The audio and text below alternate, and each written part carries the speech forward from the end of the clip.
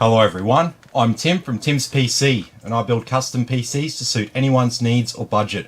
Also live stream my builds and repairs for transparency and educational purposes. So if you would like to get an awesome new PC you'd like to see it get put together live, send me a message today. Alright, so tonight we're starting a little bit later, but that's okay because my lovely wife starts later in the day tomorrow, so she can actually stay up a bit later. So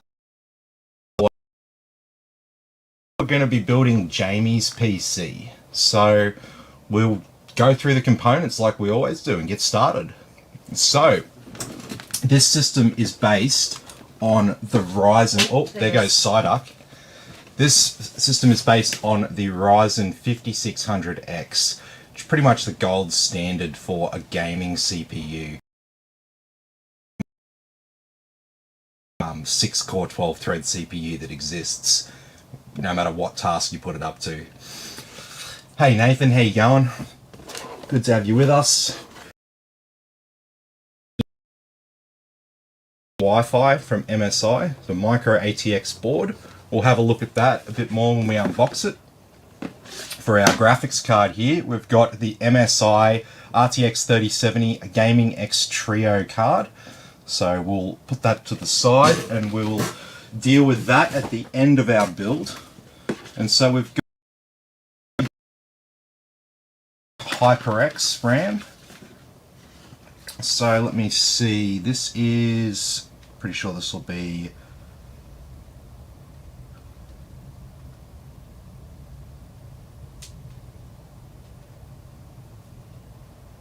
I can't see the speed on it. That's weird. Anyway, we'll look at that later. We've got the Crucial P1 SSD, 500 gigabytes there. And we've also got, lost it, a WD Green 1 terabyte SSD. So plenty of SSD storage, no hard drives for this build. So we're powering it all with a Cooler Master 750 watt 80. It puts out 750 watts on the 12 volt rail, so it is a true 750 watt power supply. And we've got a 240 millimeter MSI Mag Core Liquid 240R all-in-one liquid cooler to keep. So let's get started. Let's have a closer look at this motherboard. Oh, the case. Yeah, so this is the Cooler Master, is it TD500? No, it's not TD500, it is MB530p Masterbox. MB530P Masterbox. So it's a similar case to the TD500. It's just got a different front end. I think the internal layout is essentially glass on both panels. Mm-hmm. Oh, it is too. Design on the back to yep. those cables up at the bottom. That's just covering the power supply. It's got a panel to conceal the cables, so that's nice. I like that. That'll lead to a nice, neat looking build there.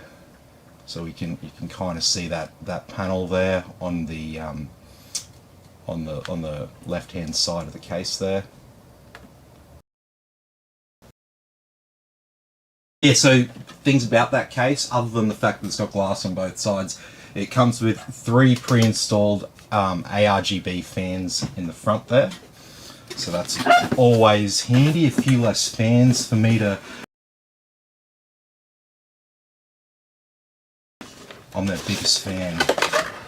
Okay, so what do we get in the box? We get some Wi-Fi antennas, some M2 offsets, some SATA cables, got an IO shield, got our MSI Go Faster badge.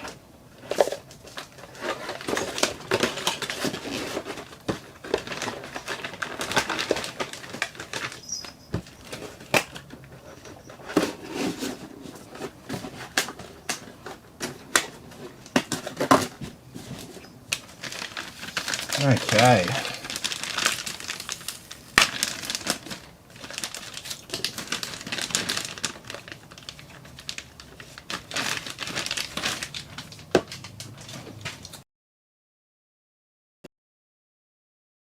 M Pro VDH Wi-Fi motherboard. So we'll go around and we'll point out the main features on this board. So we have an 8-pin CPU power connector up here. So this powers our CPU, MOSFET, BRM and coprocessors. So the bigger CPU we put here, so the more higher end motherboards have bigger, more robust cooling solutions up on this part of the motherboard. And so this power connector here powers the CPU and these associated systems. We've got dual channel memory, so these two slots are channel 1, these two slots are channel 2. Header there. 2 more fan headers here, so a total of 3 so far. We have our 24-pin ATX power here. Another fan header here. We've got a USB Type-C front panel connection there. We have 4 horizontal SATA ports there, plus a horizontal.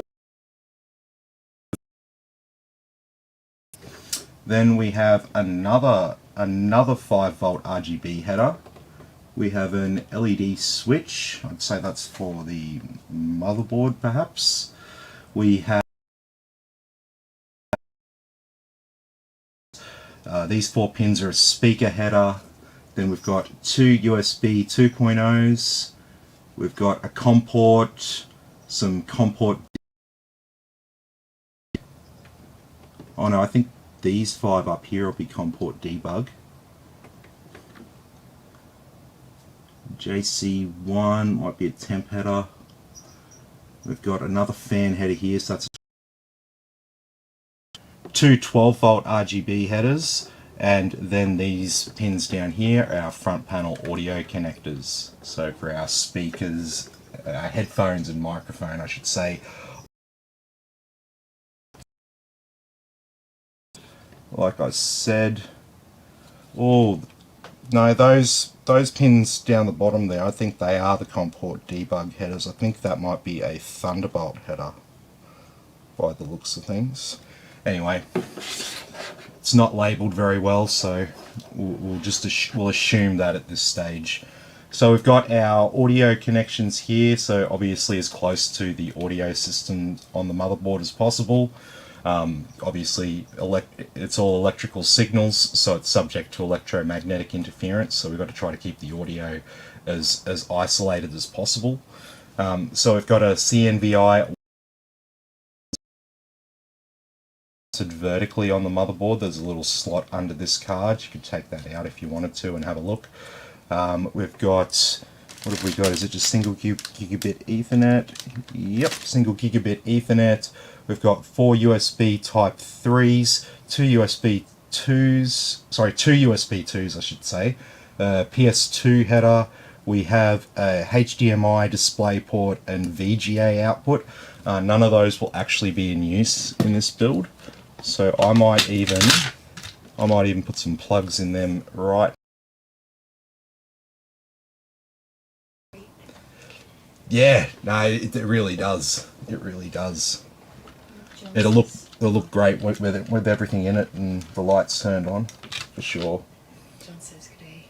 Hey John, how you going? Good to have you with us. Oh, that's another HDMI.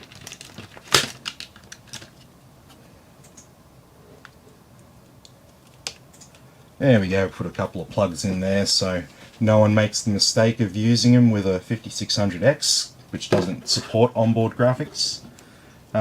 So what have we got here? We have our trusted platform module header, very important now with Windows 11. We have dual M2 slots here. We have our PCIe X16 slot for our graphics card, and then we also have 2 X1 slots here for anything else we want. CMOS pins over there. And that's pretty much all the main features on this board. So this heatsink down here, this is where our B550 on the motherboard lives.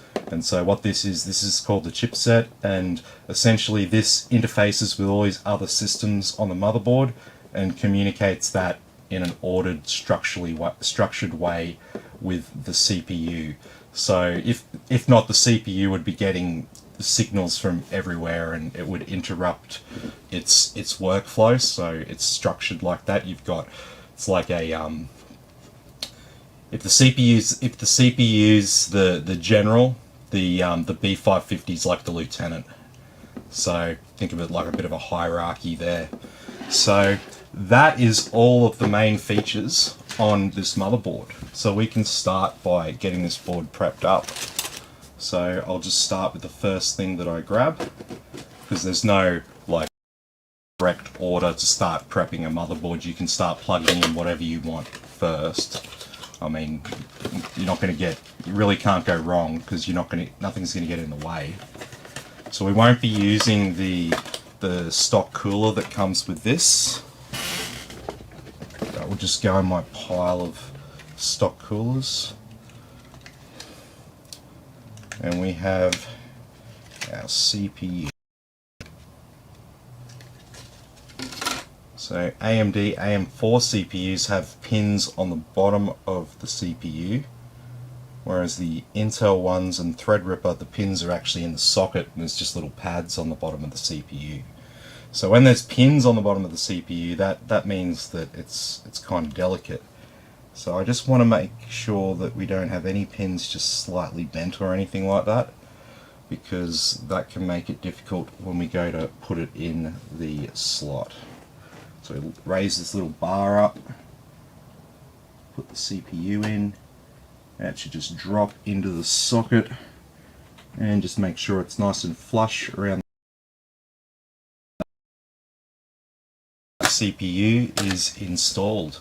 So we'll be putting this on a bit later, but we've got some other things here to plug in. So we've got our NVMe SSD. So let's get that going. So under this little heat spreader here.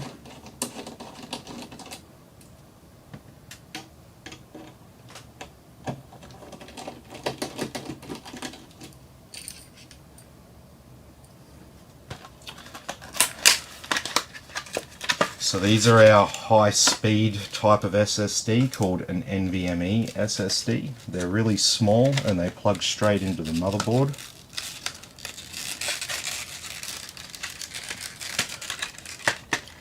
They are anywhere from 3 to 8 plus times faster than a SATA SSD, which is one of these SSDs. We had some M2 screws. Oh, we've got a spare offset screwed in here. I don't want that there.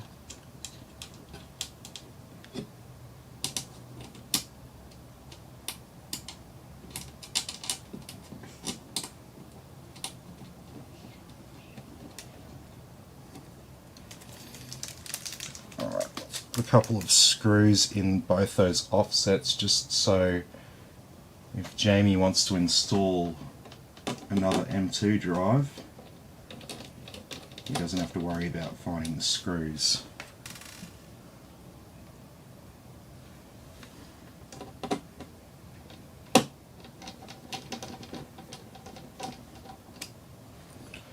Okay. We got a little bit of plastic and a thermal pad under here. So what we have to do is just put that down. And so that just screws in place. Now this one here doubles as our actual M2 screw, and it holds the heat spreader down, so we don't actually need the other M2 bolt. And there we go. Our main SSD is installed.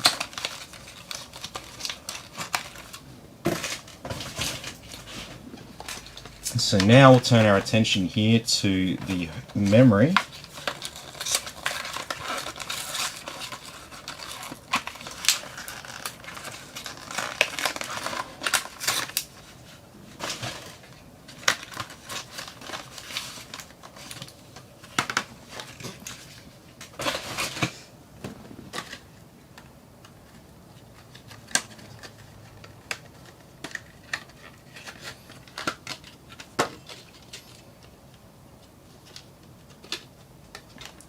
16GB HyperX Fury DIMMs.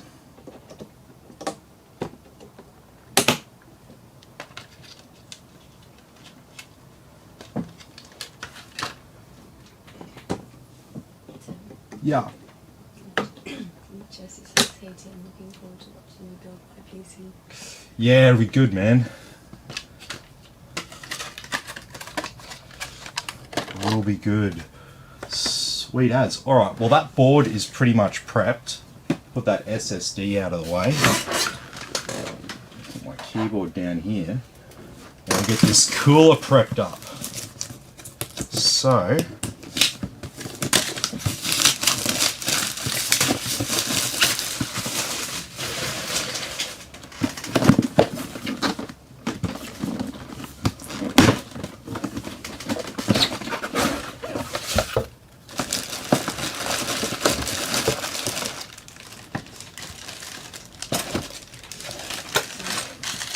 yeah.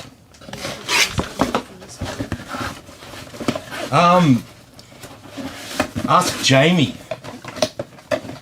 I can't remember. I do too many quotes for people. All the numbers blur together. I mean, I've got, if my mouse was plugged in, I could actually just do it. I could actually just look at it for you.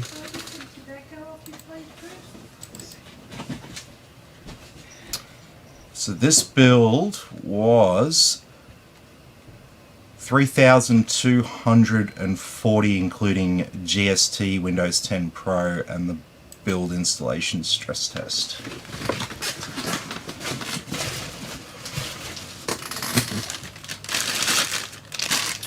Alrighty. A couple of fans. And story with our block.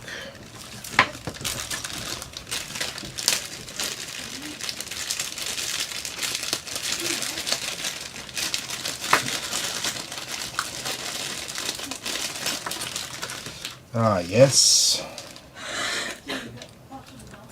Huh?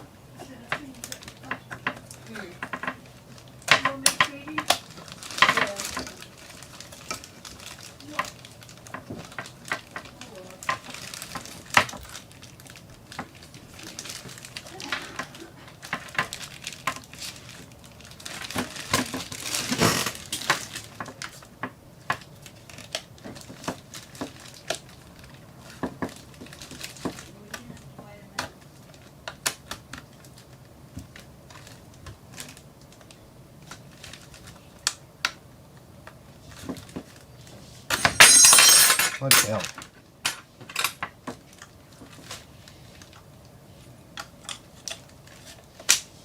There we go. That's looking better.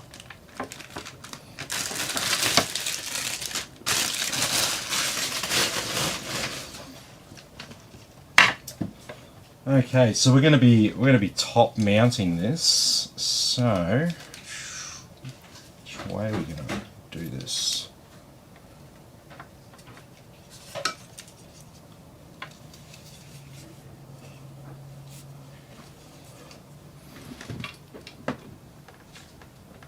It's going to sit roughly like this.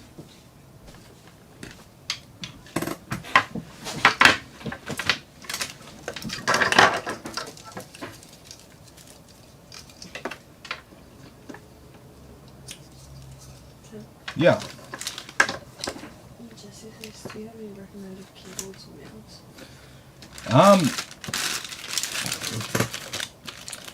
Well, generally speaking, when it comes to keyboards, it's not as important as a mouse when it comes to gaming. I mean, you get what you pay for, right? So if you look at gaming mouses that are around $100 each, you just got to sort of compare the features. They're going to be round about the same without going through every single brand and stuff like that. Razer is a very popular brand with gamers. A lot of people really like their stuff. What's important is, like with a keyboard, I reckon it's got to be a keyboard that you like. Make sure if you're getting a mechanical keyboard that it's the switch type that you like, because there's actually 4 different types of switch types. Yeah, and I'm looking at switch types. You're like, what are you even looking at? And I'm like, yeah. So there's different switch types. So yeah, work out which switch type you want, because it's important to have a keyboard that feels nice and right to you. As for a mouse, I would be looking for a mouse that has a high DPI. Ideally some... this is one I got for free from a startup company. But you want, ideally, like features like rapid click and stuff are really handy to have on a gaming mouse, depending on the game that you're playing, of course. This mouse that I have has an adjustable DPI, so you can change the sensitivity of the mouse live while you're in a game. So if you're playing something like take a real-time strategy game, like something like Command and Conquer, where sometimes you need the cursor to move really, really fast, and then other times you need it to be really slow and accurate. You can toggle between those different speeds with the mouse. So they're the sort of features that I would look for, but fundamentally you've got to like it, and remember that, you get what you pay for. Yeah. Personal preference, I guess. Yeah, basically.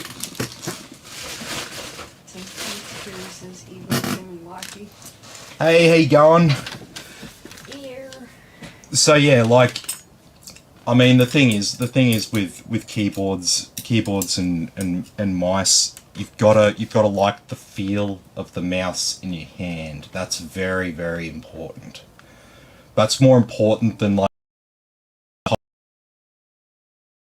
which like high-end gaming mouse is the best. They're all going to be pretty good. Get one that feels right to you and has the features that you want. Shape. Yeah. These are the things that you look for. Interface devices. So the human part is very important. It's got to be right for you. So. Jesse says thanks, Tim. Appreciate it. No worries at all, man.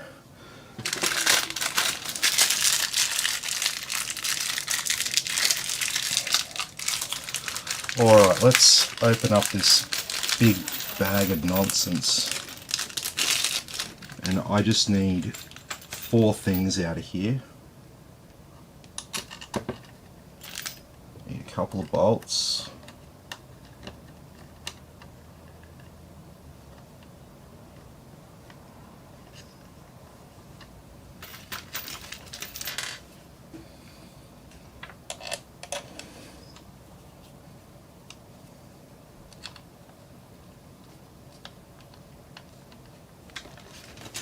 Okay.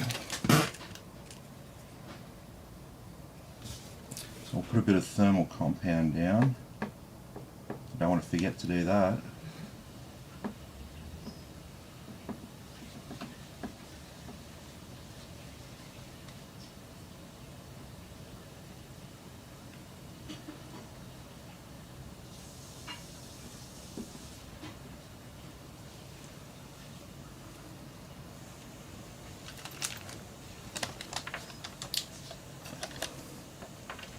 Well, I might actually just screw these down quickly before I start moving it, because the fans, they'll probably fall off.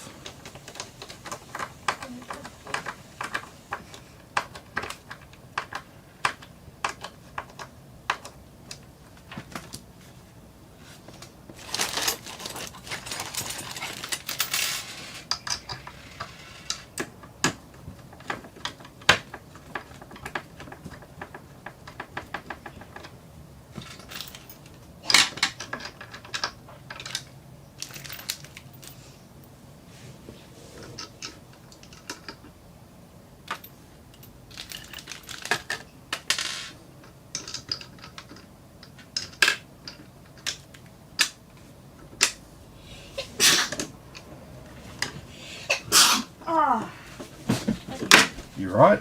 Yeah.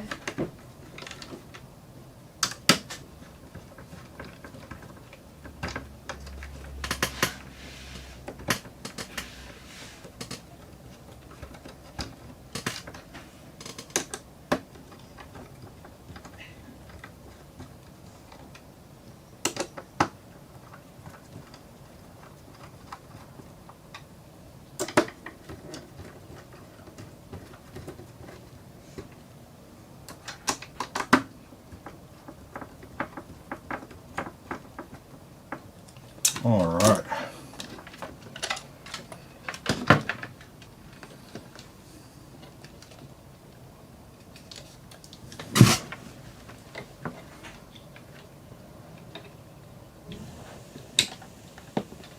Oh, I nearly did it. Nearly did it.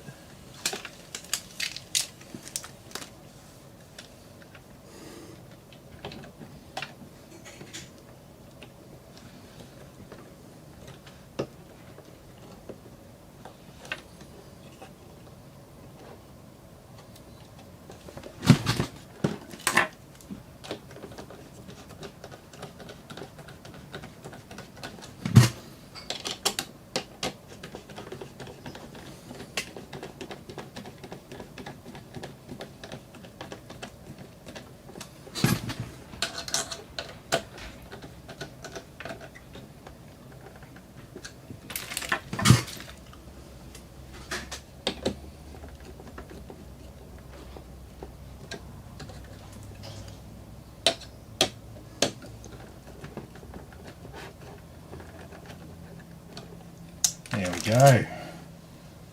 Nice and tight.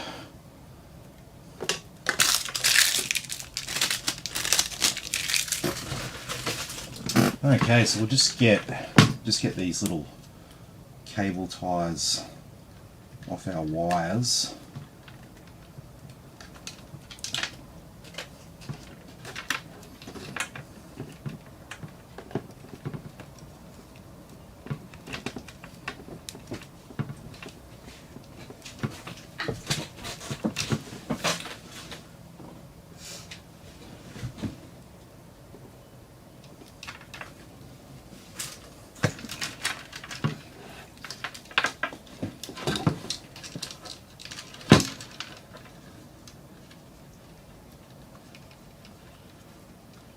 I always like to get rid of these.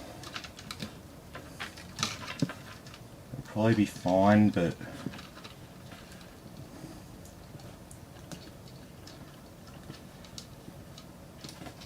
they can sort of degrade over time. Alrighty. So we've got all that ready to go.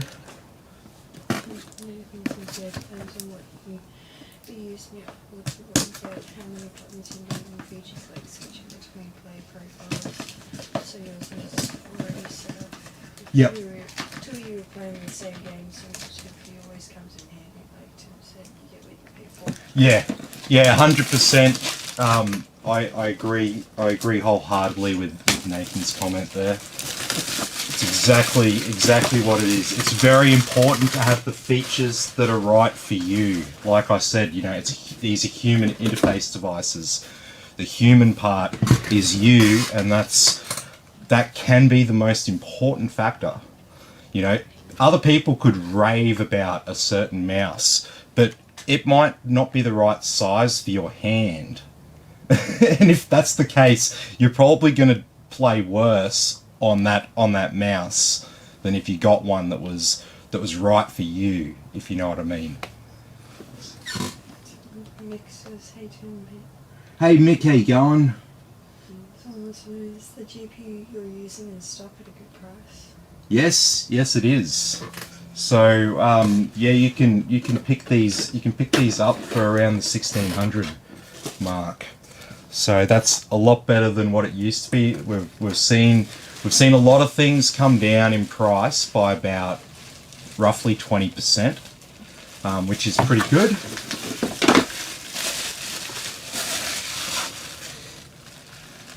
Because yeah, you were paying. I'd seen I'd seen this card for 2100, 2200 a couple of months ago. So, just to give you an idea of where prices are now.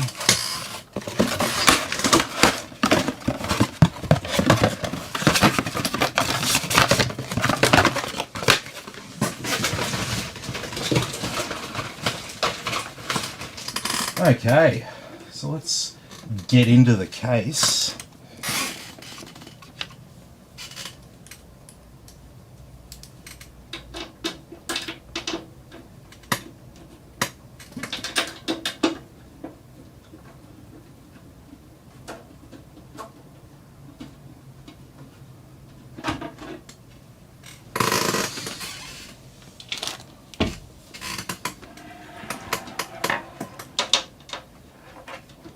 So I like these glass panels on these Cooler Master cases because they've got bolts that are like thicker at the end, so they don't actually come out of the glass. So you never lose the correct screws for the case. All right, and then we got a couple of screws here. I'm going to remove these now as well, because these open up our panel. Our panel of concealment.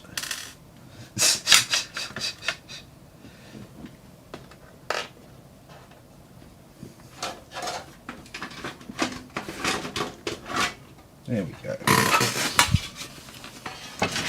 I like a good panel of concealment.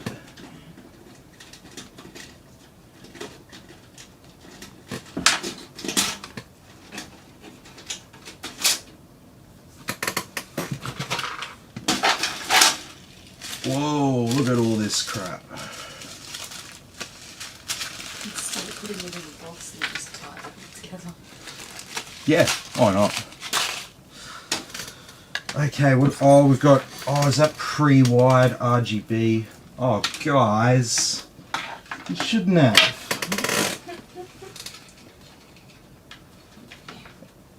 Ew, but we've got fans on a Molex cable. Tim says no. Negativo. However,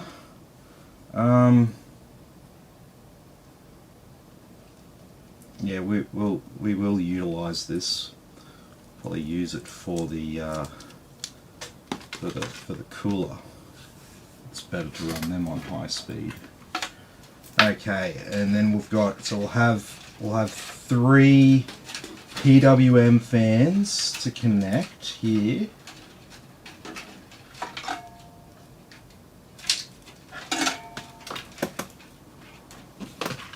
Let me just temporarily tie these 3 together.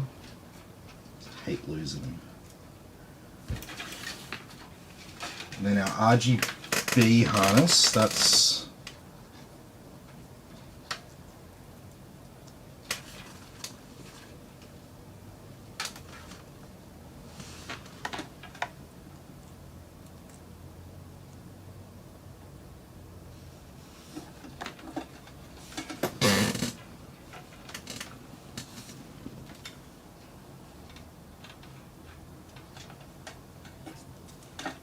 so it's got a 3-pin gigabyte.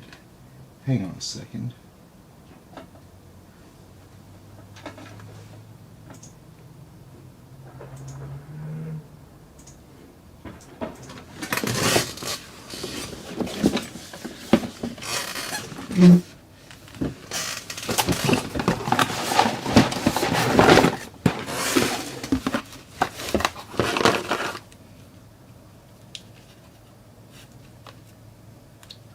Oh, that's 12 volt.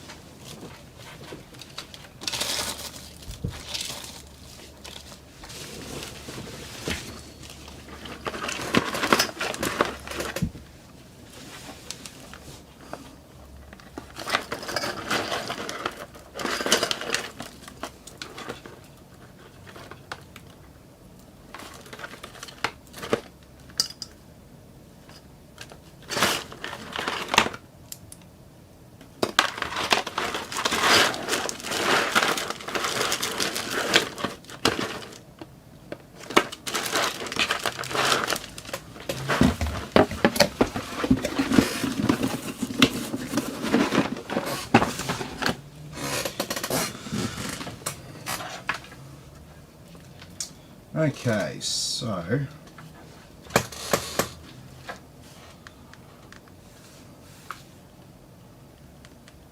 what do we do?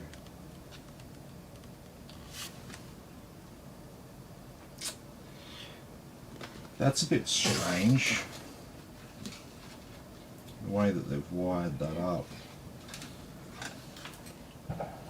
Just make daisy chainable fans, guys. Like, that's just way easier.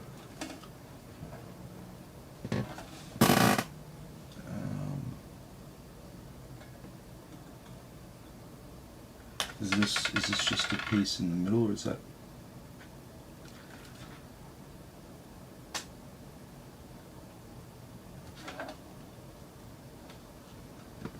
Have you seen my pliers? They were on the table. The grey ones? Yeah, on the table. No, they're behind you on the chair. What? Oh. What are they doing? Yeah, I saw them on the table. What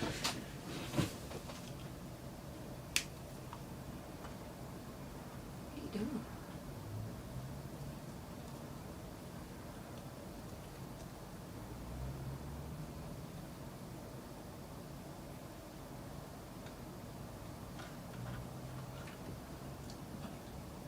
No, it's not. Hmm? Looks like you're breaking it. Huh?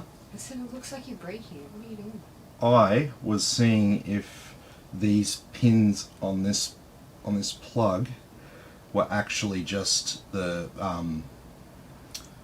male to male pins, because if we want the case lights, because it's got some RGB on the case, if we want the case to be addressable, we need to actually hook it up into this loop, but we don't have the right connectors. That's why I was looking.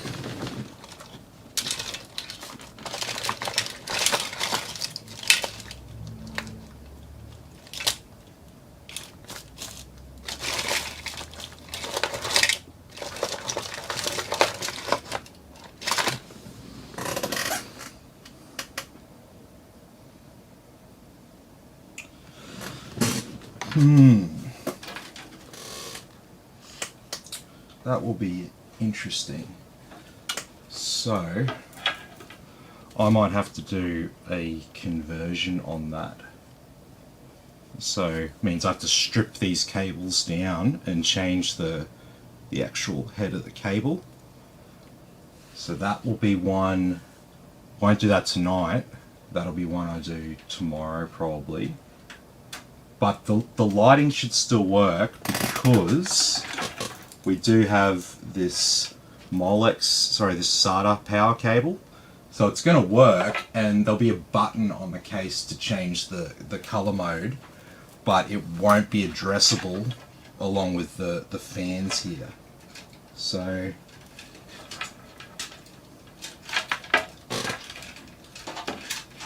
little bit of a pain, but it's not. I mean, it's bad news. It's bad news for a casual builder.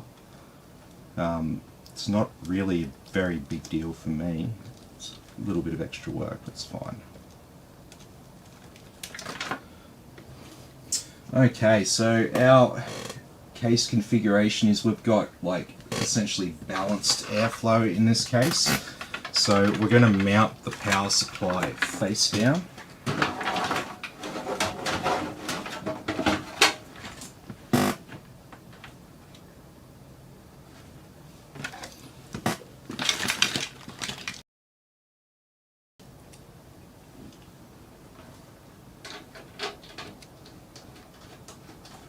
So most cases will allow you to mount your power supply either face up or face down. You just need to consider where the ventilation is in your case, because you need to give your power supply fan ventilation, or it will overheat and your computer will shut off.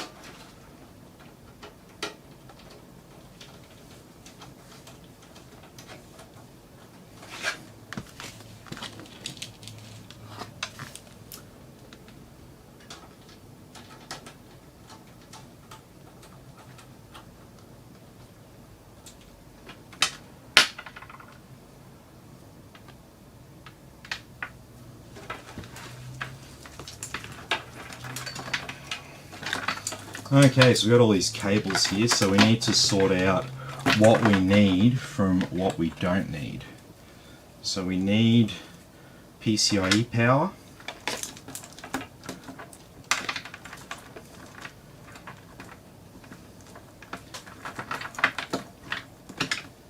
We need CPU power. We may need more PCIe power.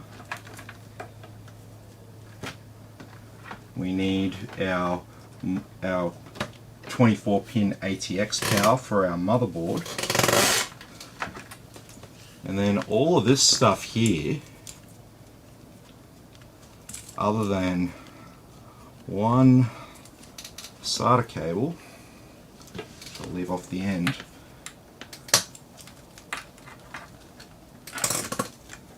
These can all be tied down, stashed away.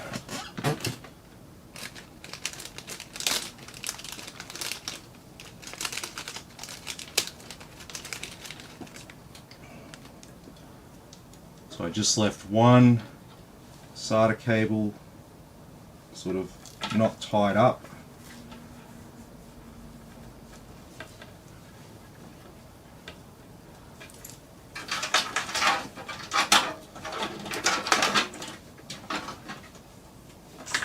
There we go, so we just got that one cable there, all the rest are stashed away. And these are the cables that we're going to need for our build. And these are the fans that we're going to have to power some way. So we'll probably use a fan controller, I'd say, because I don't think we're going to have enough fan headers for all this.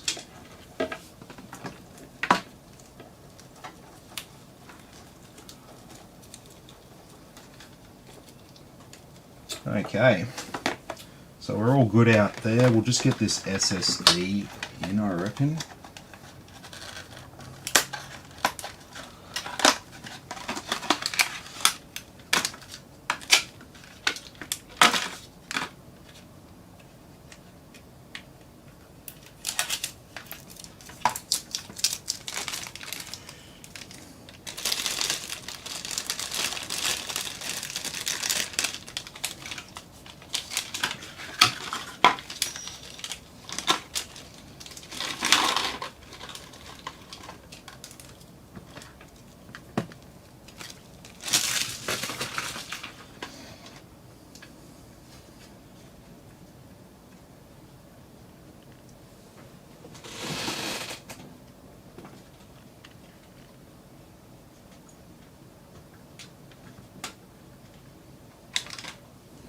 So these little rubber grommets just kind of poke through these holes.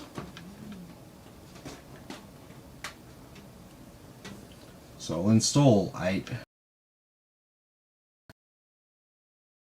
Just in case you want to install another SSD or 2.5-inch hard drive if you've got an old laptop or something like that and you want to get the data off it.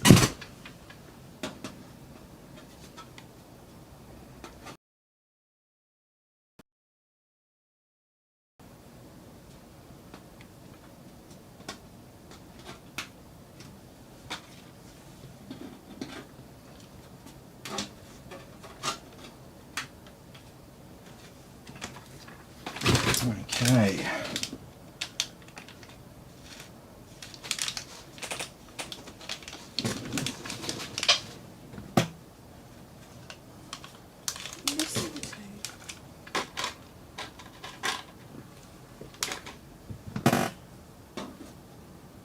I'm actually missing one rubber thing.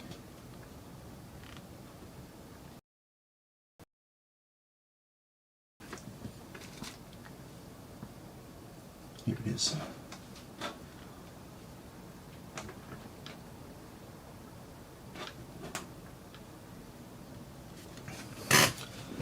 And so the ideal screw for this isn't even included here.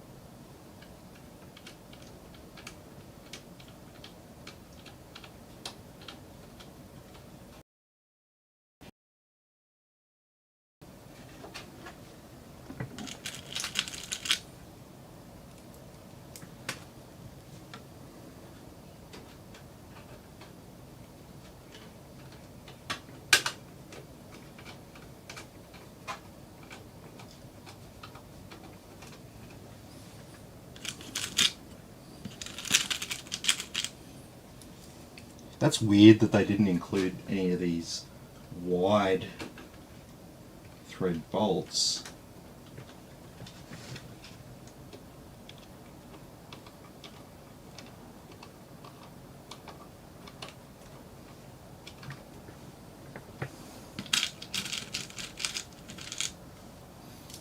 Luckily, I've got shitloads of them.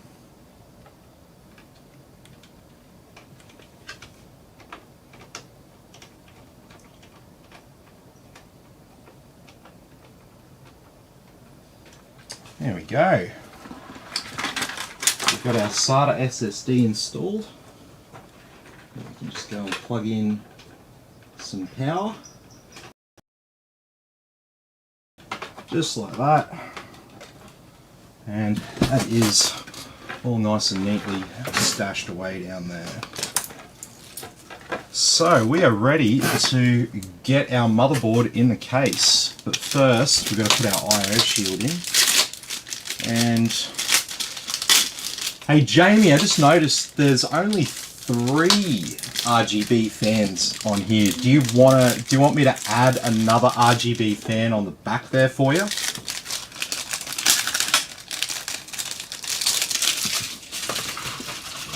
It's up to you. I can add another fan for 25 bucks. Just let me know.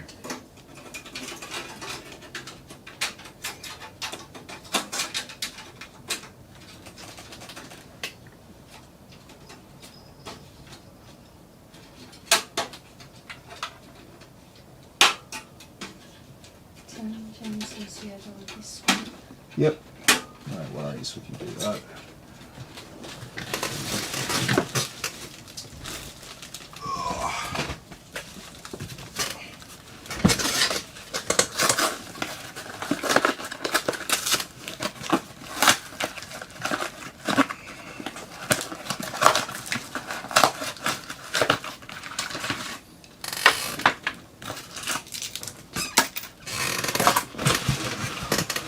Alright, let's get that fan sorted. And then we'll get our board in, then we just chuck the radiator up top. And we can plug in everything, tie it all down, and turn her on. So, should be pretty good. Shouldn't have any, like, BIOS issues like we have had on various other B550 chipset boards. That would have been a real headache for retailers, eh? I'm just imagining how many people go back and say things like, "Oh, yep, no, we're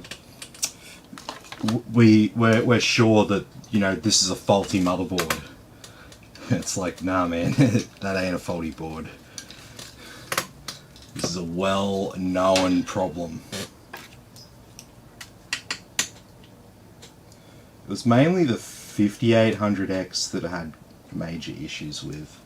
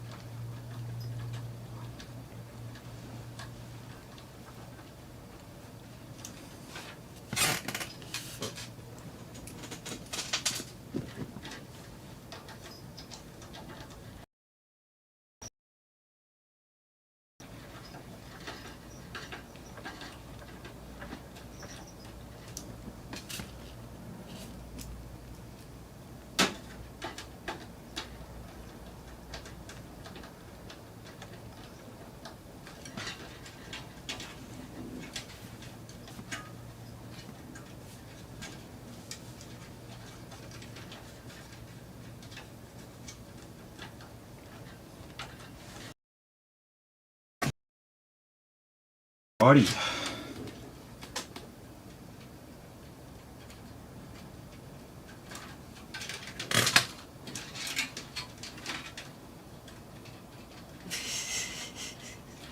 What's that? Oh, Dixon's gonna have to pull Chris's hand with him now. Like out of the Addams family, all you see his hand come across. Da-da-da-da. Da-da-da-da.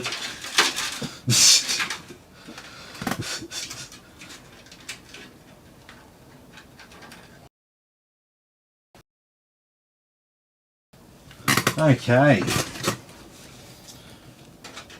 Yep, we got panels on the back there, so nice and easy. So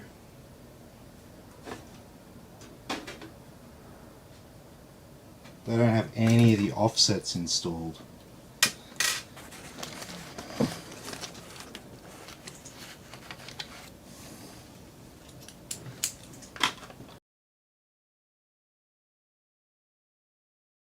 Okay, so we have a standard micro ATX.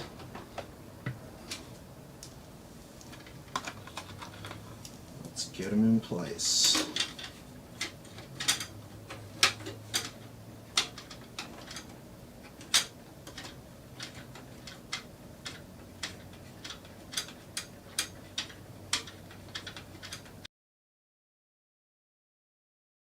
Don't have the correct screwdriver piece to do what I'm doing, so that's one good thing.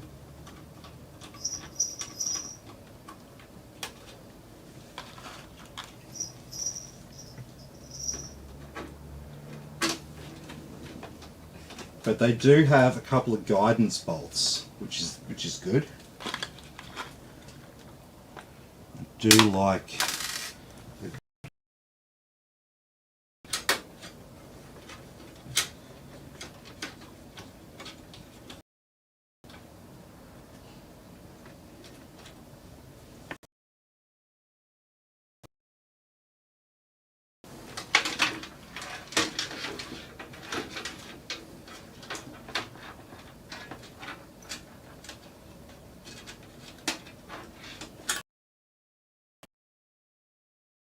Addams sauce.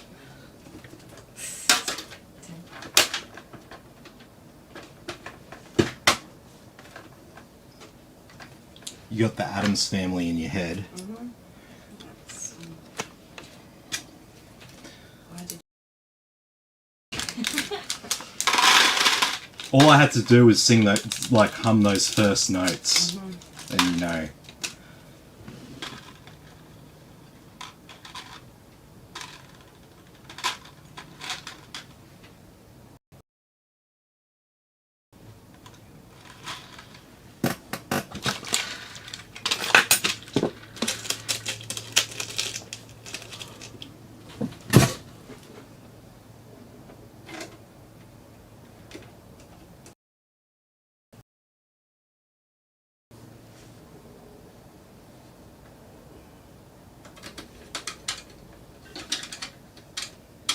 XLT on YouTube says hi.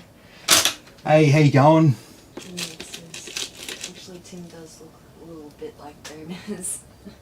Like Gomez? Gomez from Addams family. You know, Matish's husband. Oh, yeah. Sorry.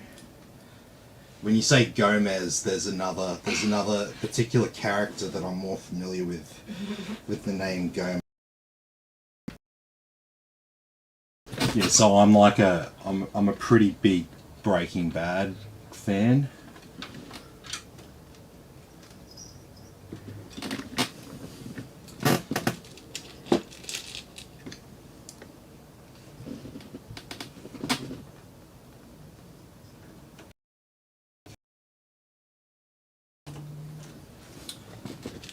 One drama to rule them all.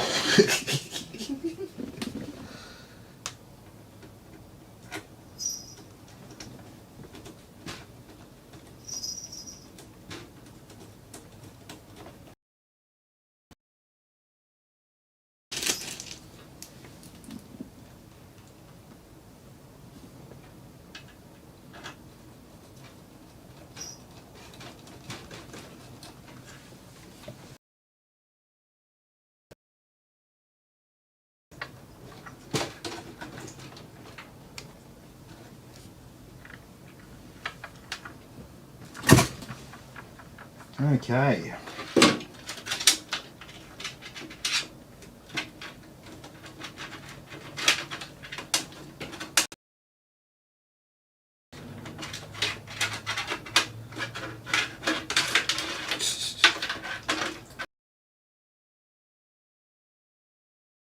A heap of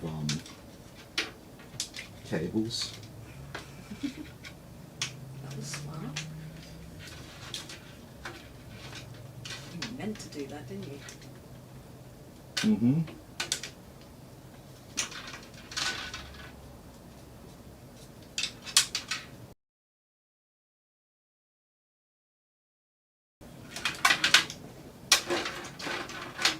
Actually, I'm gonna...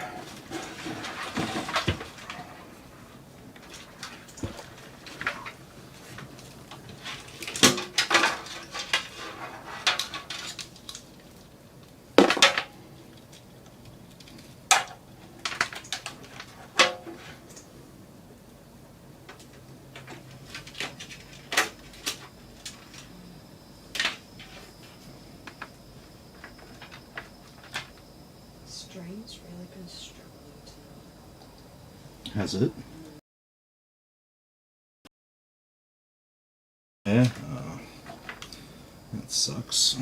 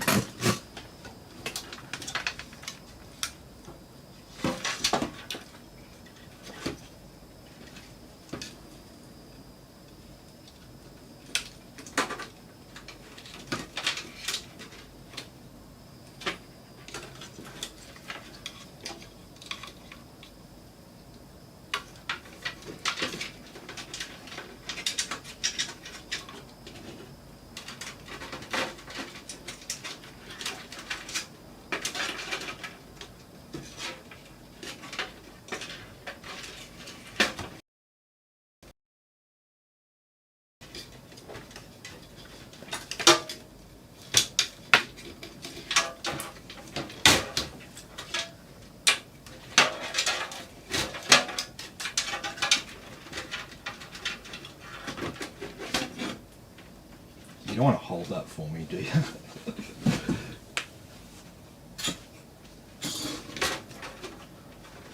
I'm just struggling slightly. Just a little.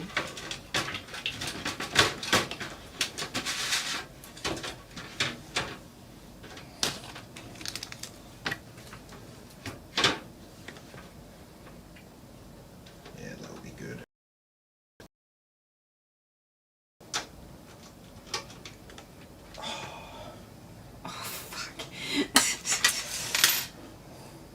What happened to your orange screwdriver that you had?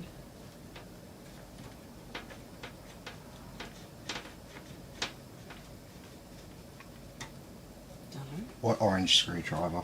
A smaller one, like that, but it had orange and black on the handle. Oh, I don't know. Are you right now? Yeah, it should be sweet.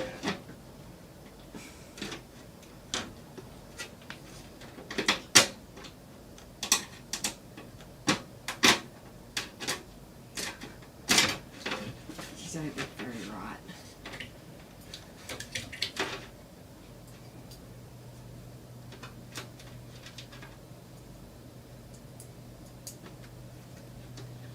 Ow. It's because the hole isn't even lined up there. Oh, I can't see. There we go.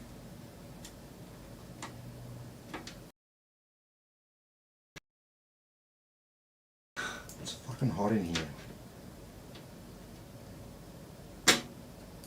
Oh, for fuck's sake. The hole isn't lined up properly. That's why it's not going in, Tim. It's going in.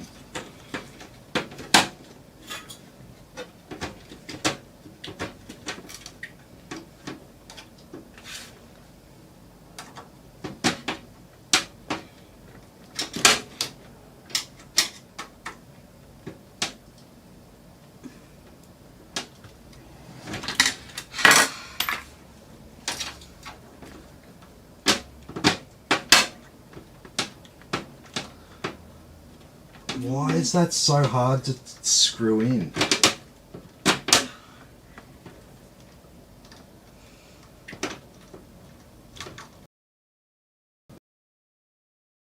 Then It should go in. It's the right fucking bolt for it.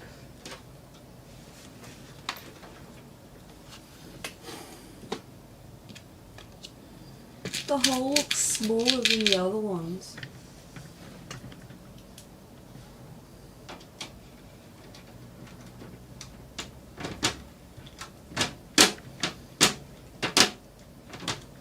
Just gotta make it fit.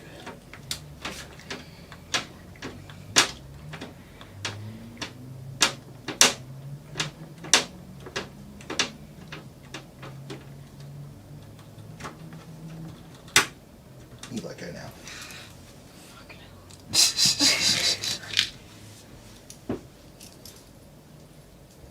Oh, I have an indentation on my knee.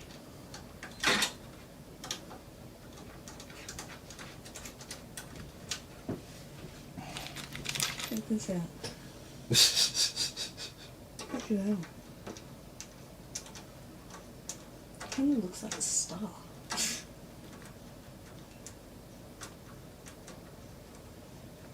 Oh, I've got a bruise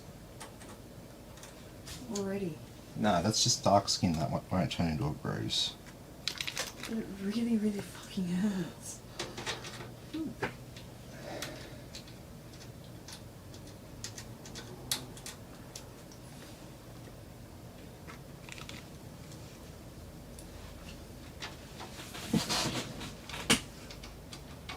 Gary says, there you go. Yeah, they just, when they machined that last hole, it's just a much thinner hole, essentially. All the other ones, as you can see, just went straight in. Tim, Yeah. next to this, I've got a little something for Tim and his throwing problem. Let me know when you get it.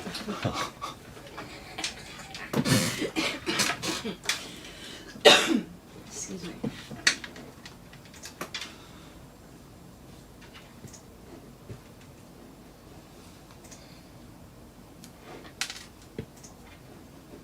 Alright, let's start daisy chaining up this RGB.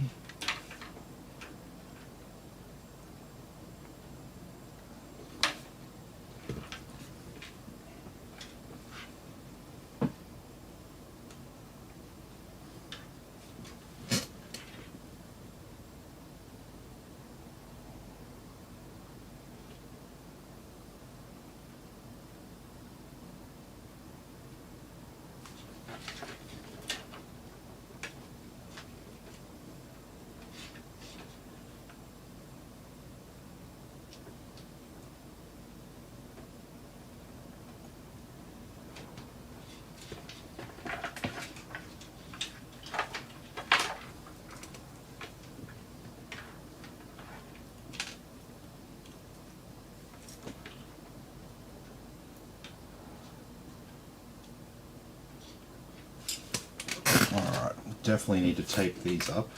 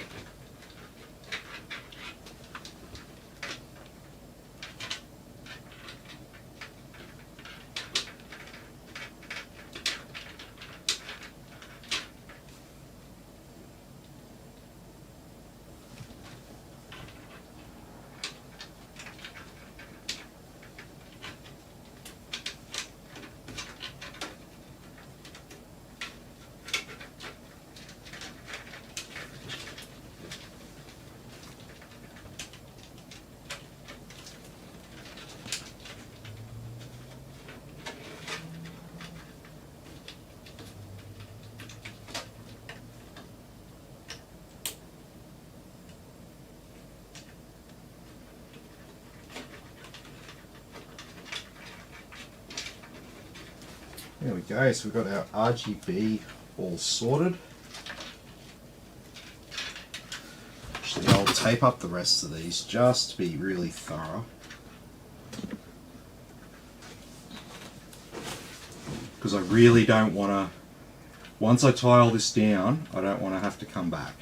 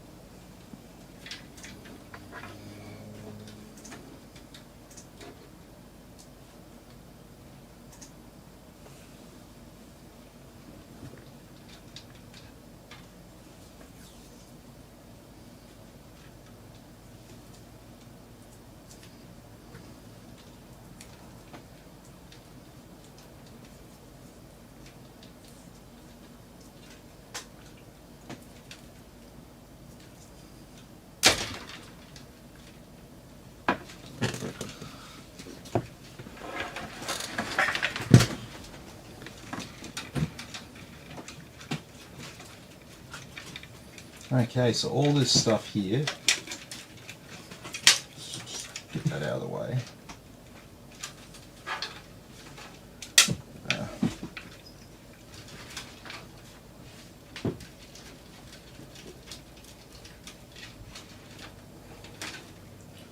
So this is all the RGB stuff.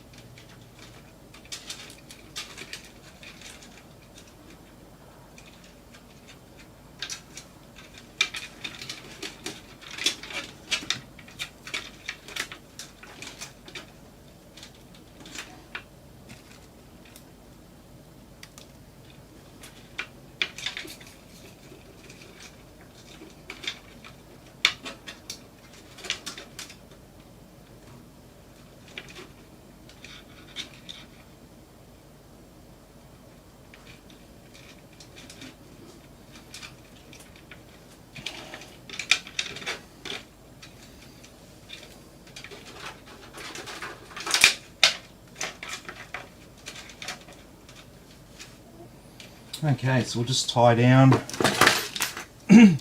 all our RGB.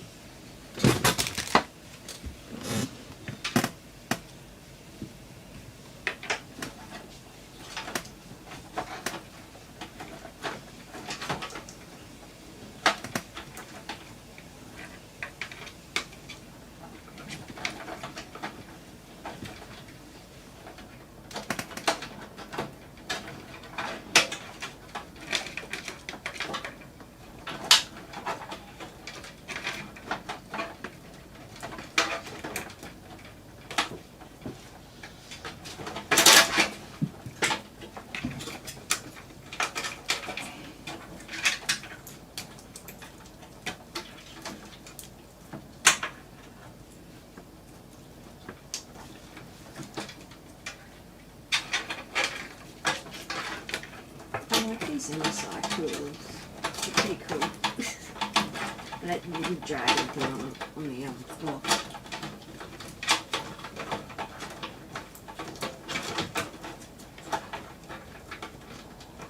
Don't talk to me, please. Sorry, what's that? Don't worry. Sorry, I'm just trying I to. was just commenting on how much I like the cooler because it's got Yeah, a yeah. dragon on it. Yeah.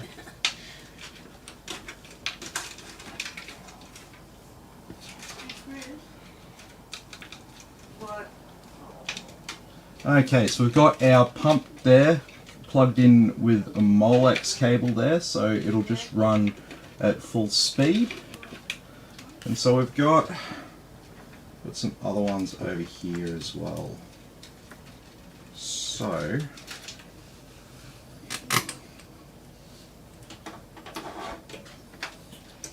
are we doing for space?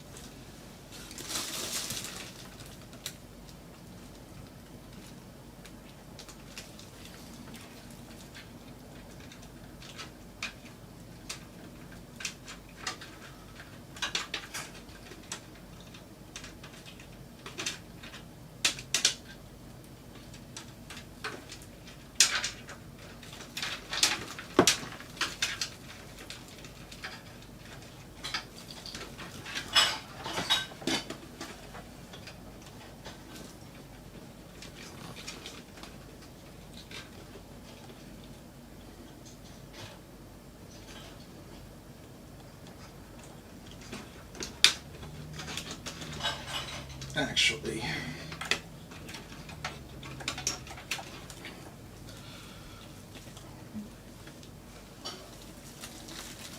still no, I'm gonna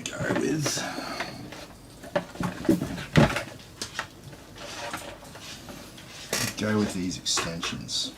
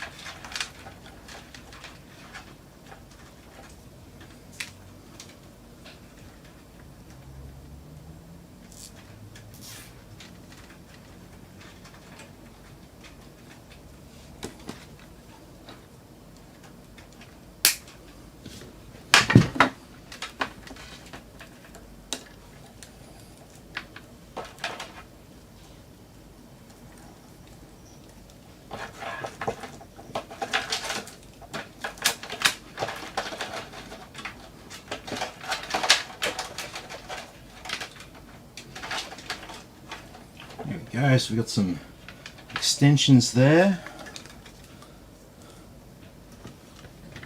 And then we're going to put on this fan hub.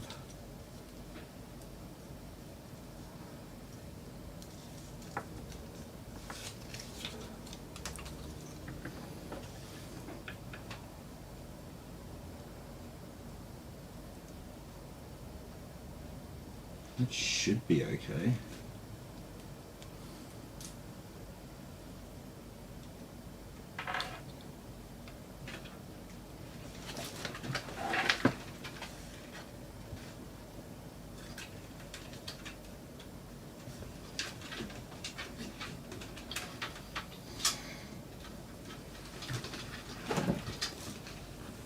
So I'm just going to plug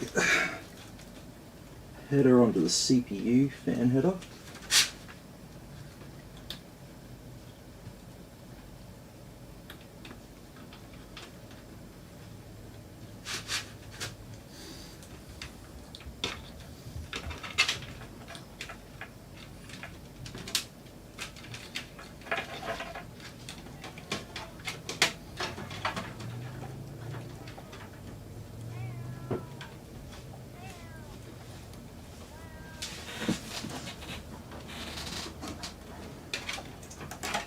There we go.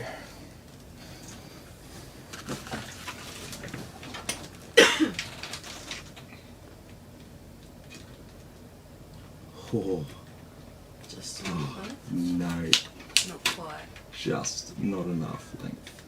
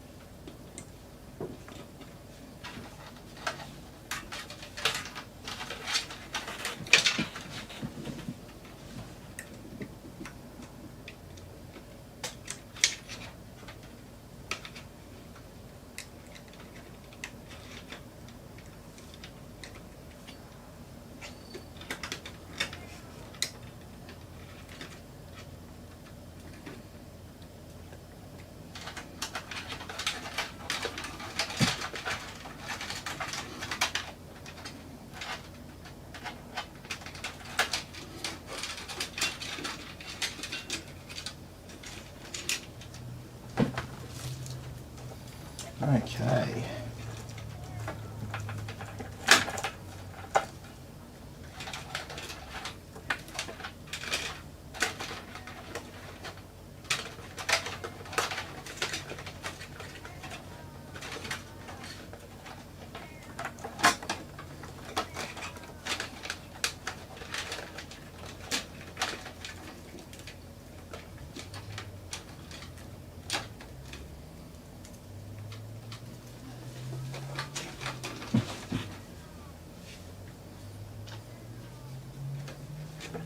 Can you plug it in?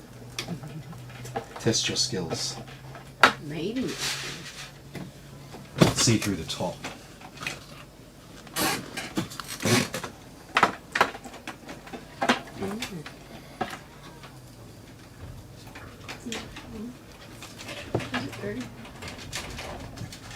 Does the clippy bit go towards the top of it?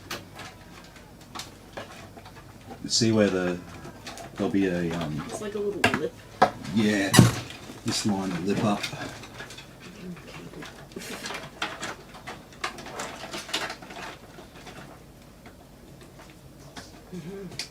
There you go. Excellent.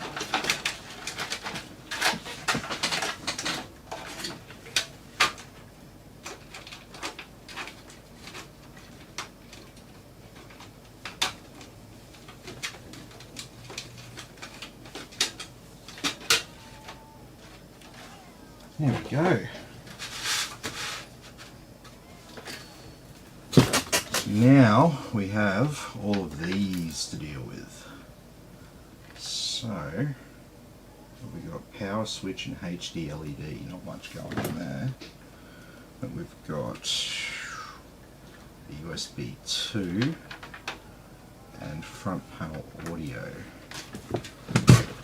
Okay.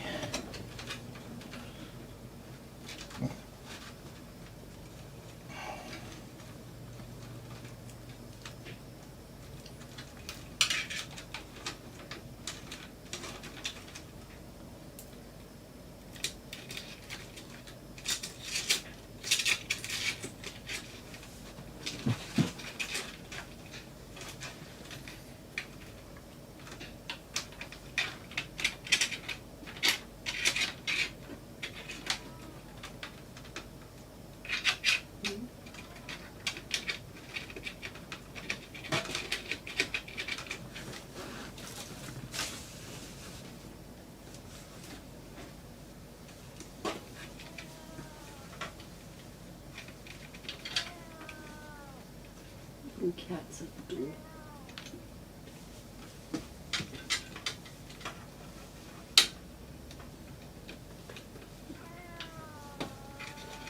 She's just going to keep crying until we let her in. Yeah, I know. But she can do that on her time.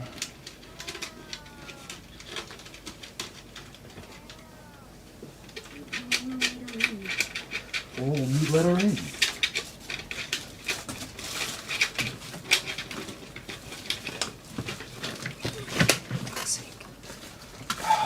This is why I don't let her in. Because it's a fucking pain in the ass. She just comes inside and starts being stupid and making noises. Quick. Shut the fuck up, wee kitty. Meow.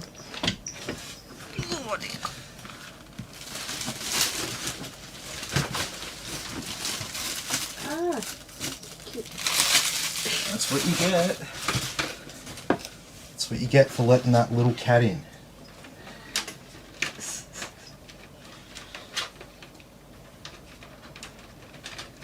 Go on.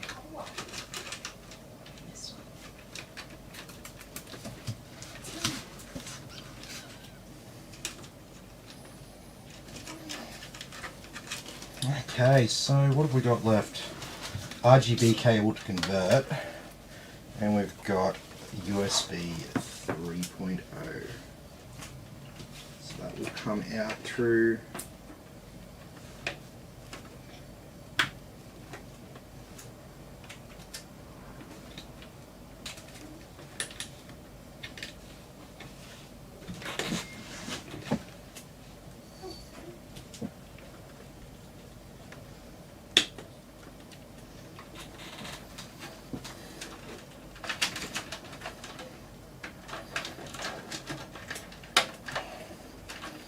Okay, so we got that one, like I said, to convert. I can't do it here because I've got to do it outside because I've got to solder. Tim, Yeah. on Twitch, that one vigilante said, hello, I'm thinking upgrading my PC on Black Friday sales. I'm getting a Ryzen 5800x RTX 3070 coming from a Ryzen 5600 RTX 2060. Yeah, that's going to be a really decent upgrade for you, man. You will have a good time.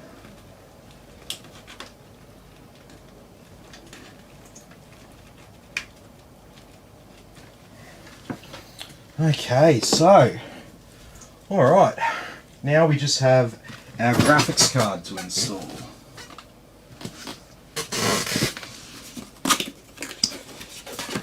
Here it is, the MSI Gaming X Trio RTX 3070.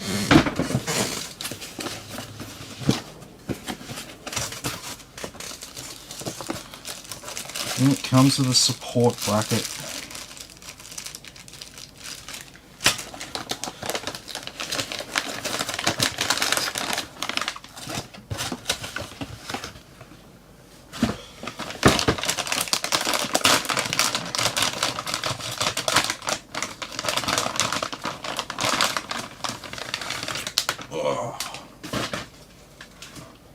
It's got some weight to it. So this is it. MSI Gaming X Trio RTX 3070. So we've got dual 8-pin connections. Got a bit of RGB lighting there, and on the MSI logo. What else we got on this card?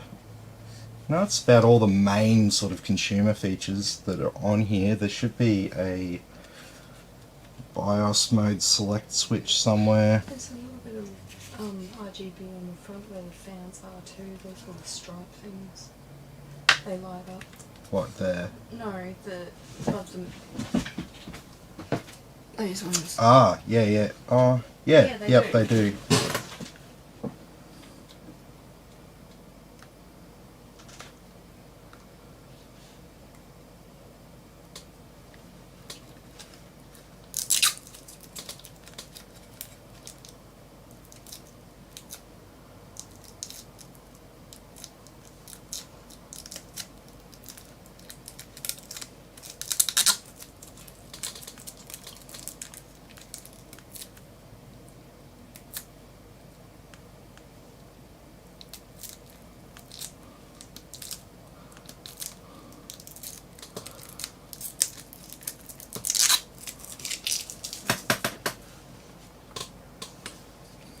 and no other plastic to deal with like that.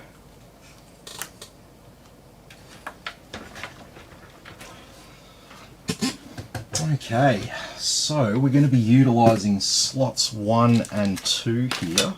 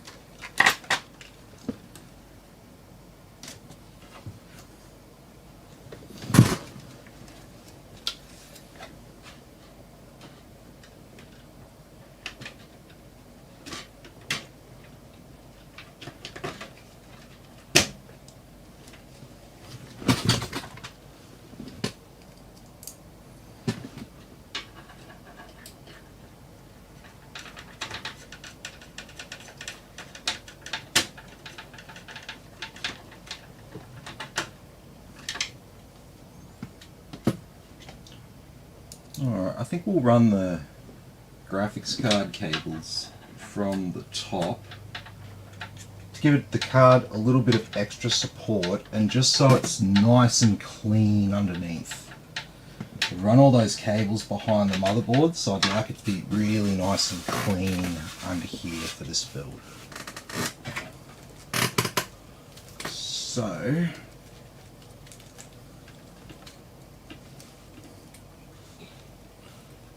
Do you remember how much the case was?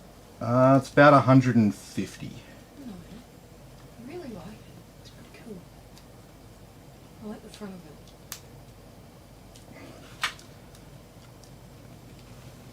It's very similar to the TD500 mesh, which you can get in white. Brian wants to know what's the case. It's a Masterbox MB530P by Cooler Master.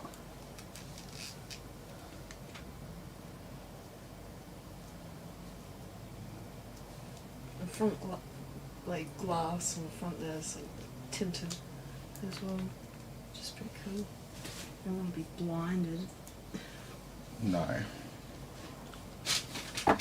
So these RGB lights can be pretty freaking bright.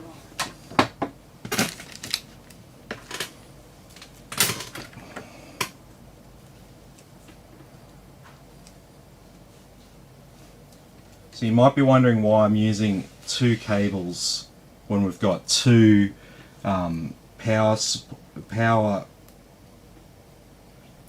what do you call it? We've got 2 8-pin power connectors there, and each of these cables have 2 connectors on it. Why won't I just use 1 cable to power both? And the answer is because the cables have like a sort of like a limit to how much power they can send down each one. So if we connect 2 different cables, we won't have any power bottlenecks at all. It'll get all the power it needs. So that's why you see me do it like that.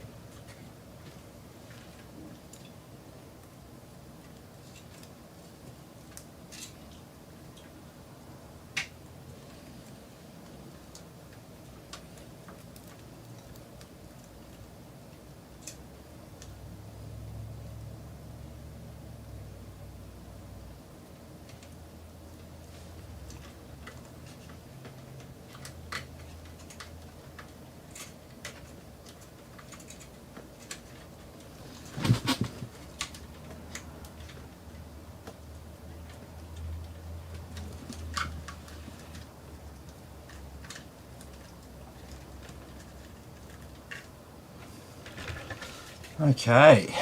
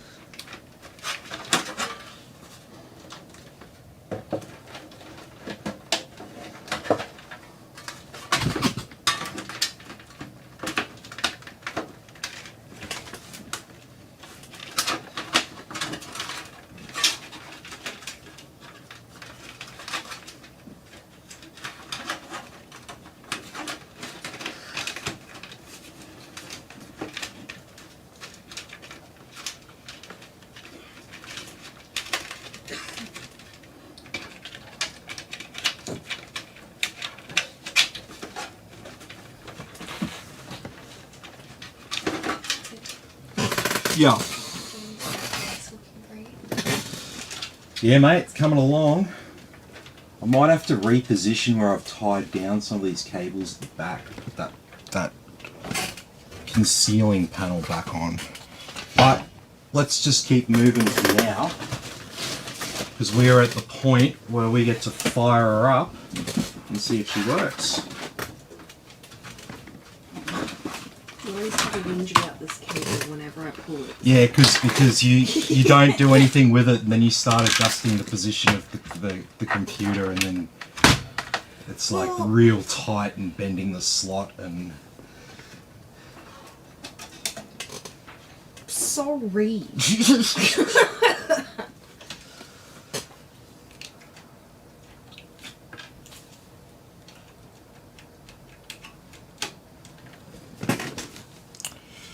Are you done? Oh, fucking hell.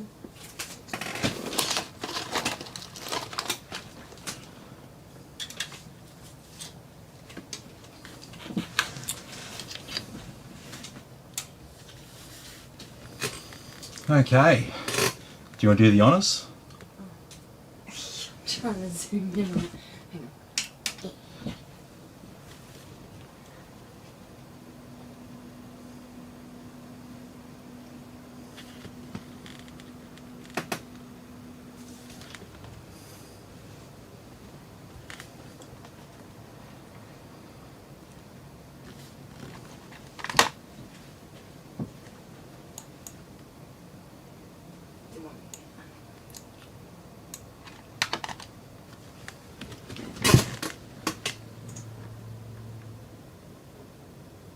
Tim, Yeah.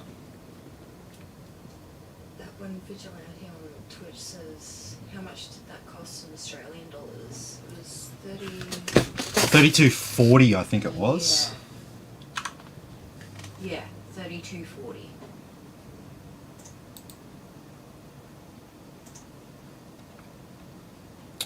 Apply the XMP profile.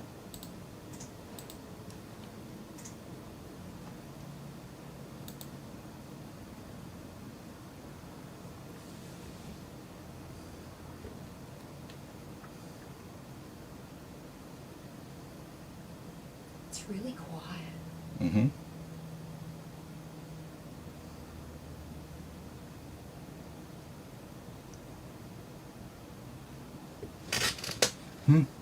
Oh no. It's doing stuff.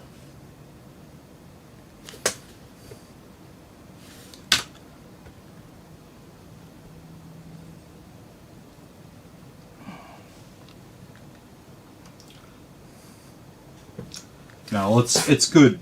With the way I've rigged this up, all the fans are addressable. You can adjust the speeds can be adjusted.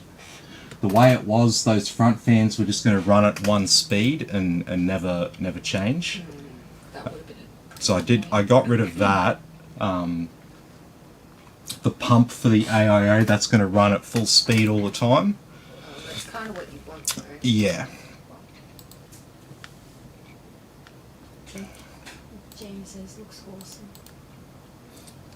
Awesome, man. No, glad you like it. It's looks very, very clean out front there.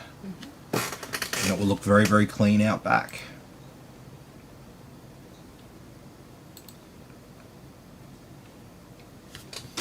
Okay, so now we can plug a SATA cable in now.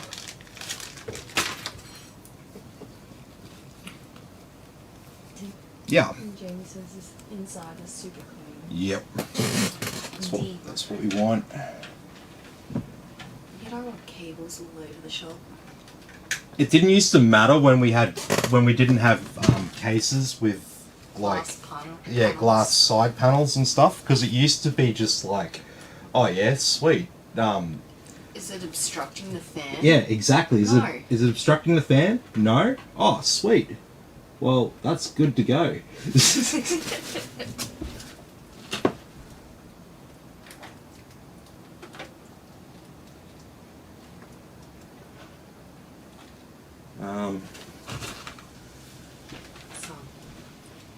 I'm just working out which way I'm going to do this.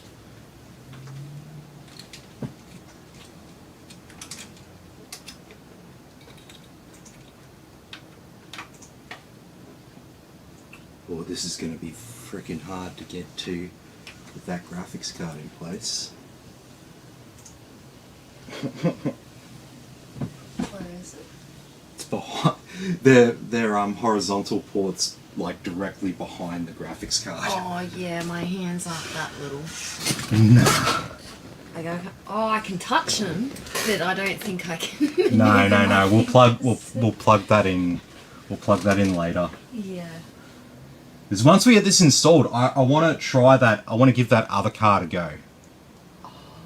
So I'm going to take this graphics card out, and we're going to plug another one in. So I've had a card come back from customer, said it wasn't working, and said that he got it tested at a computer shop, and they verified that it wasn't working on 3 different motherboards apparently. But then I plugged it in and it posted. It's causing some issues on my test bench, but there's a problem with my motherboard on the test bench, so it's not really a good place to do testing when I've got a faulty motherboard. It's had some use. Yeah. It's done some stuff. Yeah, it's done some stupid overclocking. Mm-hmm.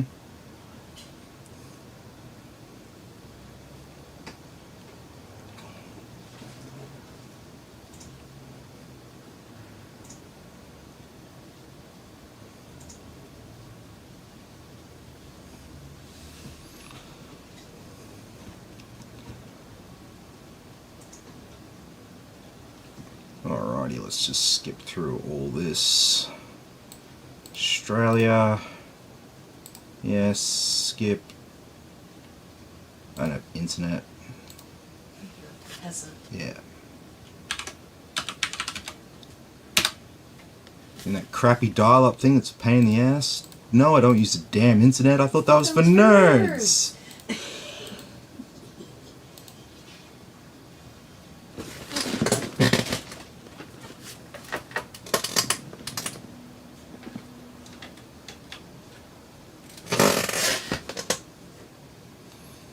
Okay, so now I've plugged in an Ethernet cable, and we can screw in our Wi-Fi antennas. Yeah, actual antenna that go into the motherboard instead of those things that are on like a cable and then it doesn't even stick. This is magnet in the antenna. This is MSI. They know what's going on.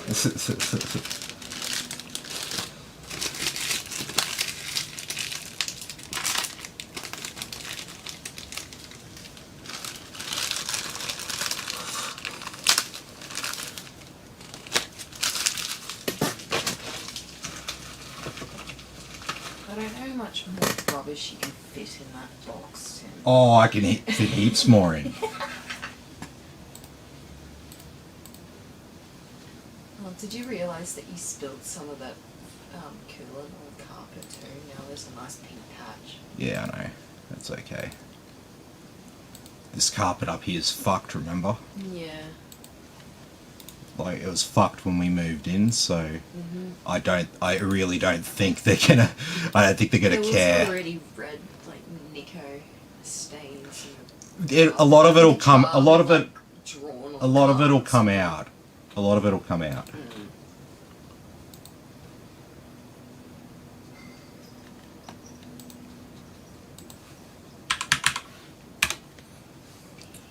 Alright, let's get Cinebench. Get. Who remembers, there used to be a company called Get Car Loans? And at the end of the radio ad, they used to say, "Don't forget, get." Yes, I remember that. What the hell when I first heard that? Get. Yeah.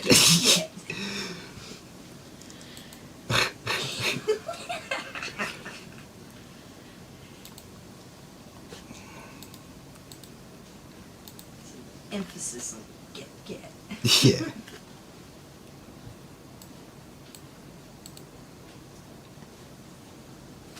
Okay, so let's plug in my SSD.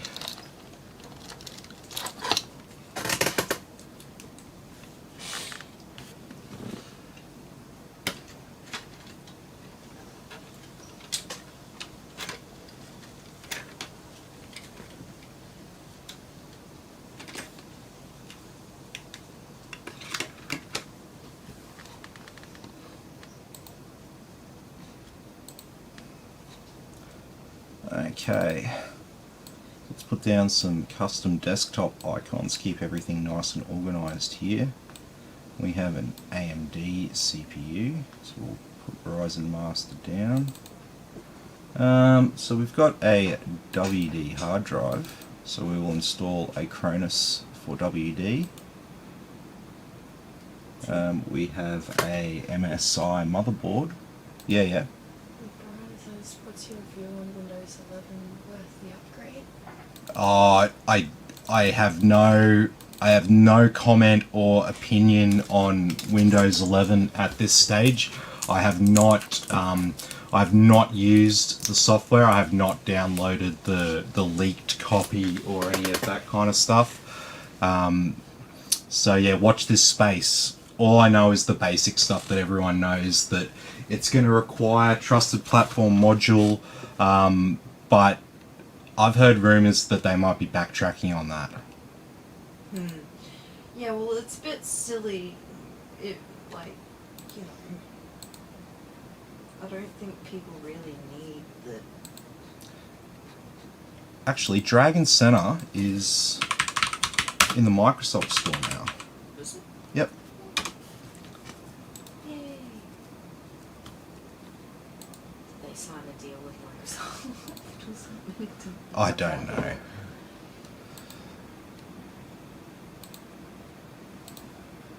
Makes sense though. Can you get other ones? Armory Crate's coming to the App Store. Are they going to fix all their bugs before they do Well, that? hopefully, 'Cause by every moving time I by moving to the start my apps. computer, it stalls. Yeah. Every time. It's really.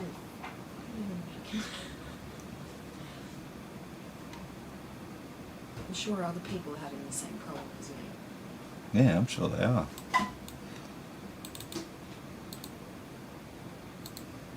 Sometimes it doesn't like to detect devices, like the M2 drive or something. Like it's done now with mine. Alright. Cronus. Ryzen Master.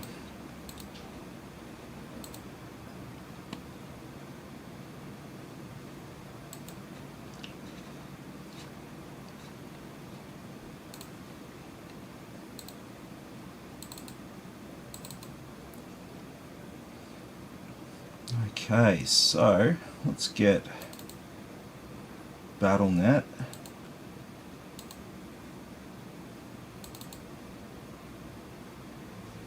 Chrome.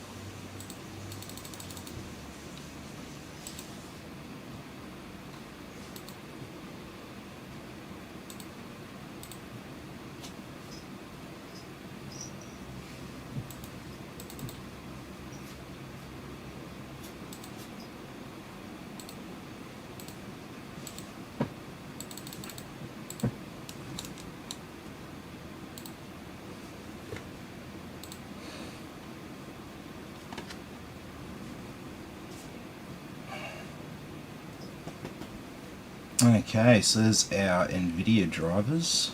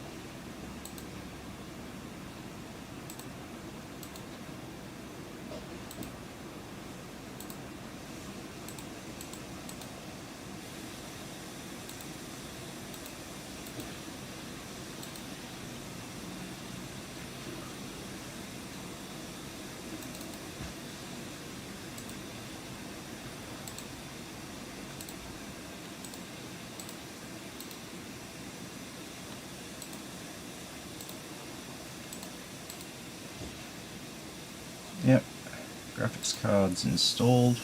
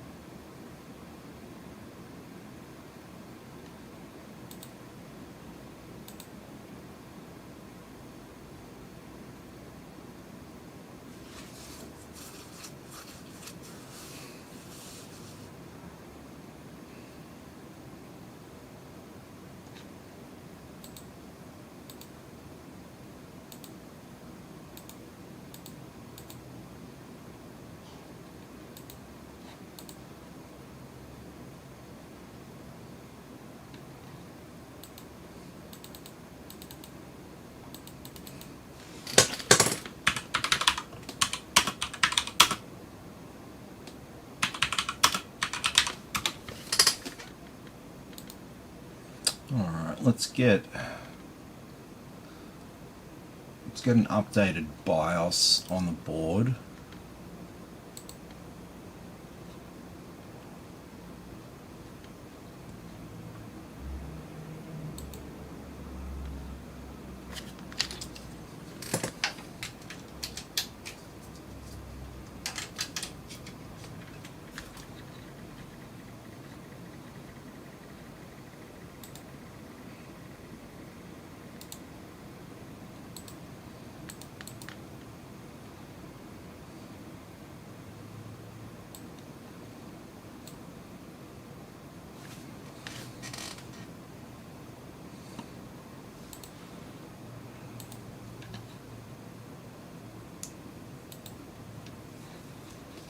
Okay, so we're ready for that. Did GeForce Experience successfully install?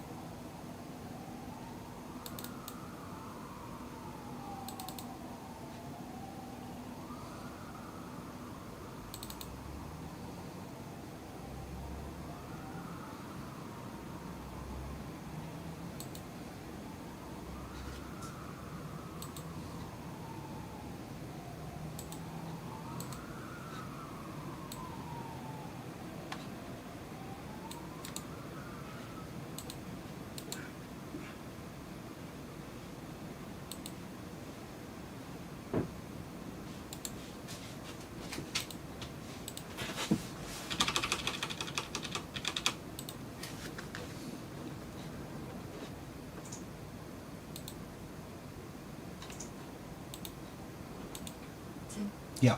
Private delay on Twitch says something. Hey man, how you going? Good to have you with us. So yeah, we're just finishing up here with this 5600X 3070 build. We're just getting all that software installed and gonna do a BIOS update and bits and pieces. So we've got Epic Games, Battle.net, Origin, and Steam.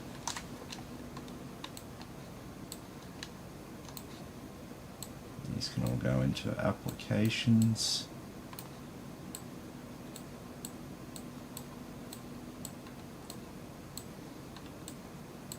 There we go.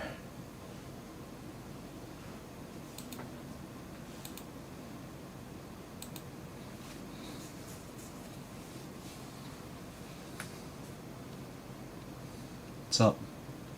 I was just thinking, when is Microsoft going to stop peddling their Internet Explorer stuff? Oh, and just accept it. No. They will have a solid, hardcore, hell-bent determination with that product to make it fly now. I've just little things that I notice, they are really trying hard. As soon as Chrome came out, I was like, yep, no, I'm not using this anymore. I hate it. I never liked it in the first place. As soon as something else that was really good came out, I was like, oh! I think millions of other people were the same as me. Mm-hmm. And Microsoft was like, oh, fuck. Yeah, well, they did the same. They got screwed over. They screwed over Netscape. Oh, good old Netscape.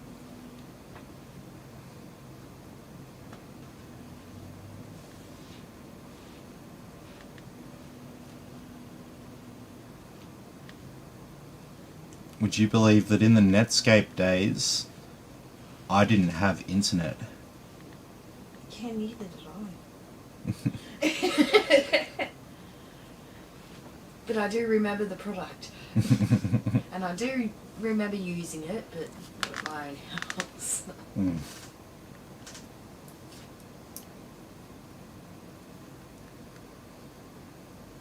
I still remember that logo. Let's see.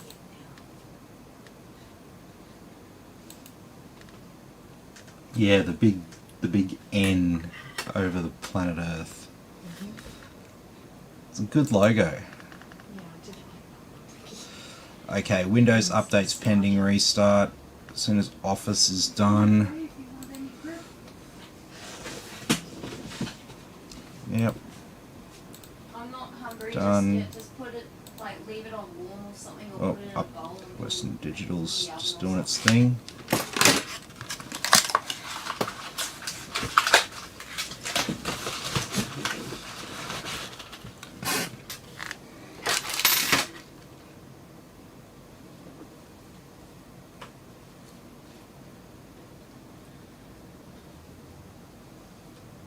I'd say send that back for warranty, but yeah, maybe just buy a new one. 'Cause that's not really supposed to happen. Maybe you just gotta learn and people rave about the iFixit tools.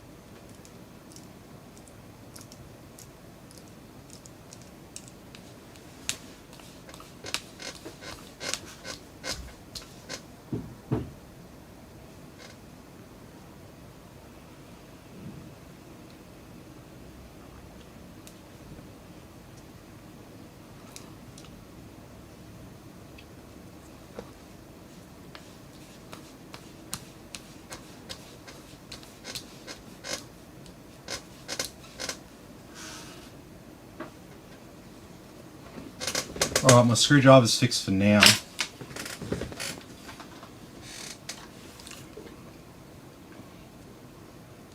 Oh, come on.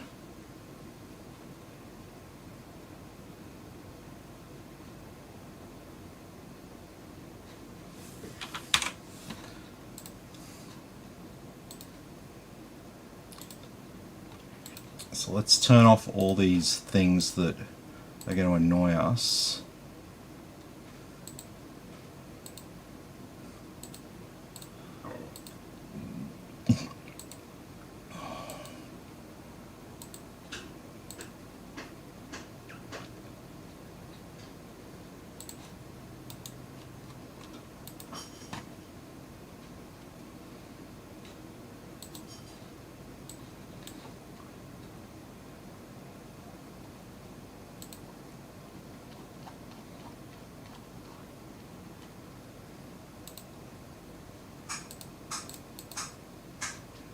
There we go.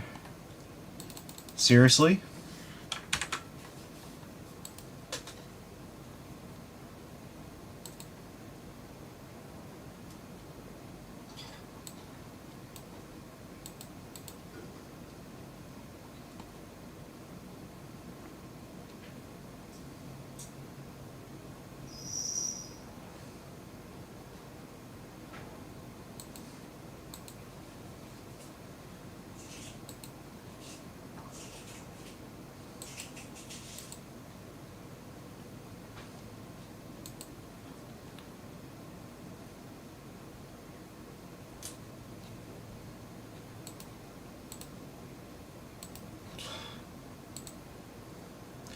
All right.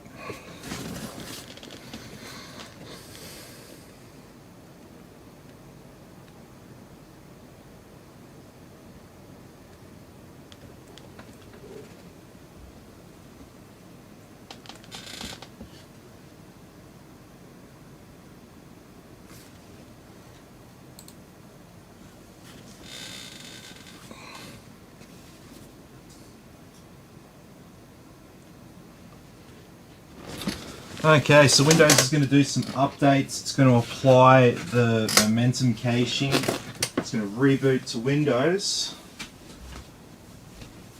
So I'm going to have a quick break.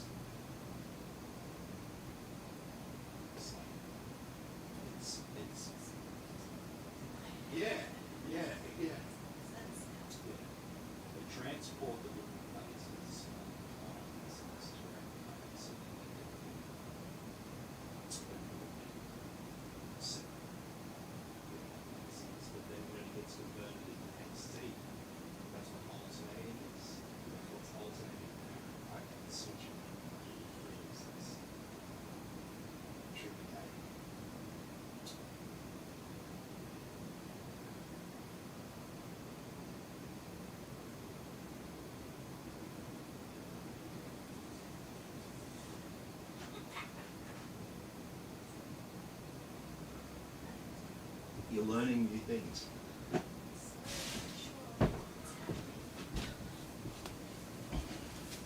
Okay, so we're back on our desktop, so we can fix up Dragon Center and get the rest of those drivers installed. Oh, accidentally clicked on Chrome, I think. No, apparently not.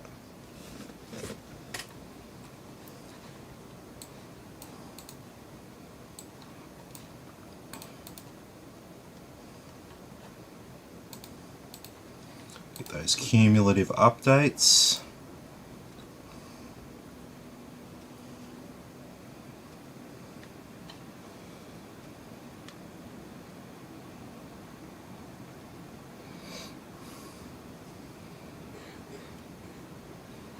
Oh, it's already done them.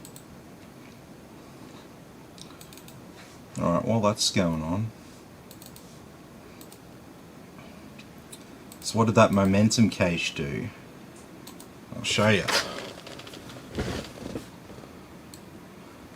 Check out these speeds.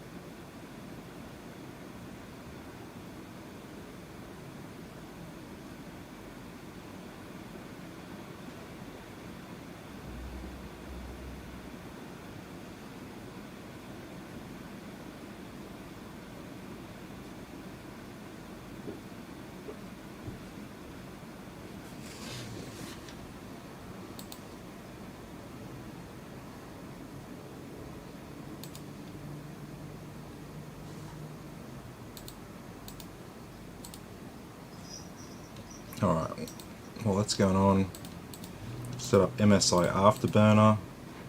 So this is how we can edit our fans on our graphics card. Apply that. And we can set up our statistics overlay. So we're just going to select the statistics that we want to see.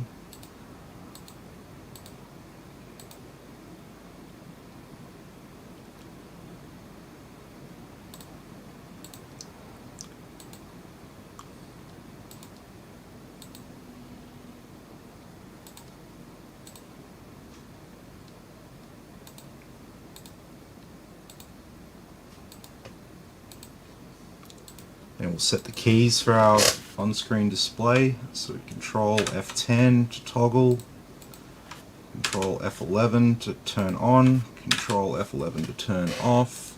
Apply that. Make sure that it's nice and big so everyone can see it. Show FPS. Worry about that, that's okay. Alright.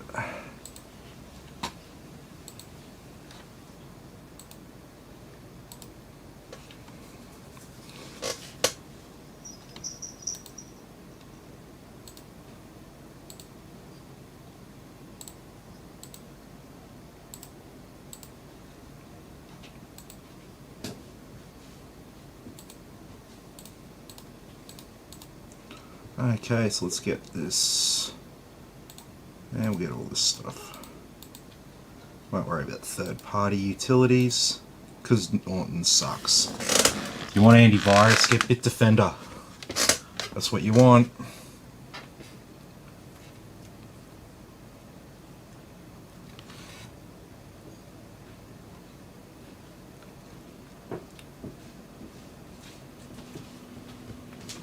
So we'll get this done. We'll do the BIOS update, and then we might play around with that other graphics card and see what's going on, see what's up with it. It's got a bit of a story. So the customer whose card it was, they actually whoever delivered it, they just left it out the front of their house Like they didn't get a proper signature or anything like that. And some prick stole it off his front porch because it wasn't signed for and all that. Anyway, he lets me know, and I was like, shit, okay, well, there's nothing I can do about that. And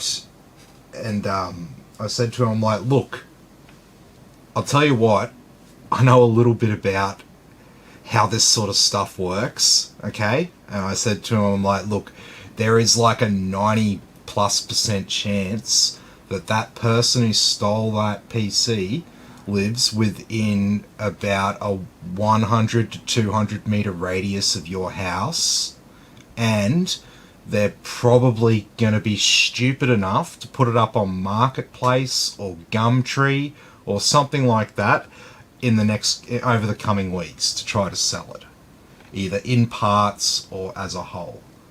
Sure enough, he called the police and let them know the detailed description of what it is. And a couple of weeks later, the police called him up and said, yep, we got it. It's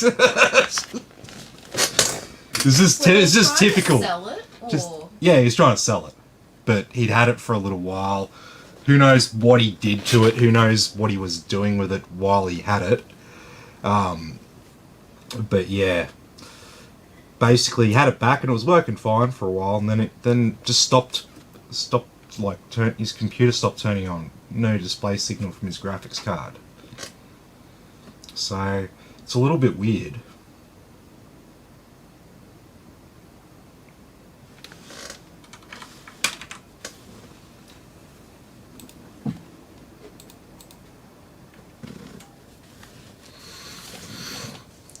So I'm just going to flash this BIOS.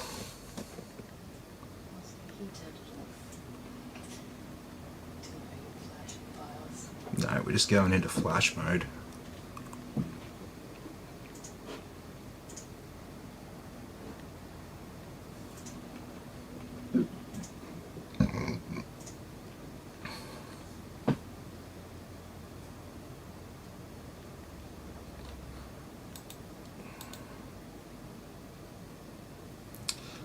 Okay, so we got current version 2.5, new version 2.8.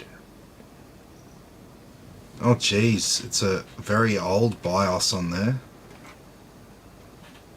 The 4th of December 2020, so it's over 6 months old.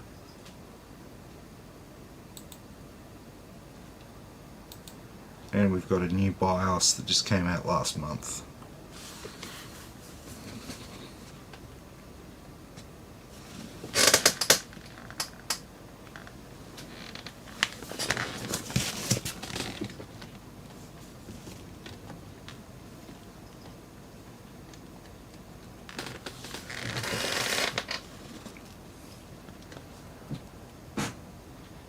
Yeah.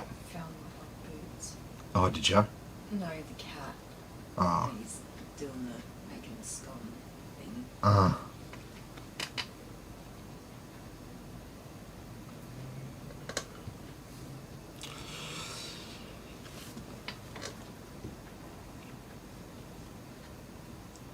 Alright, I'm going to have another quick break while that's going on.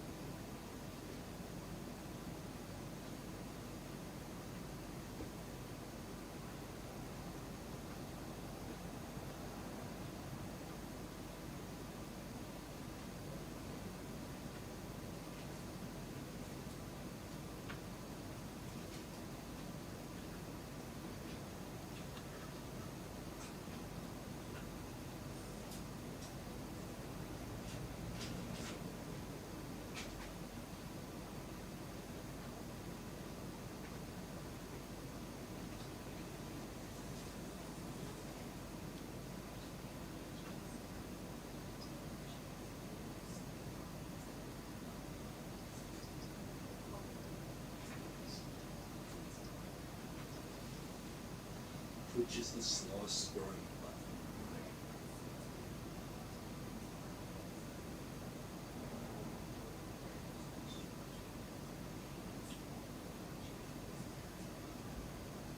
Yeah. Yeah.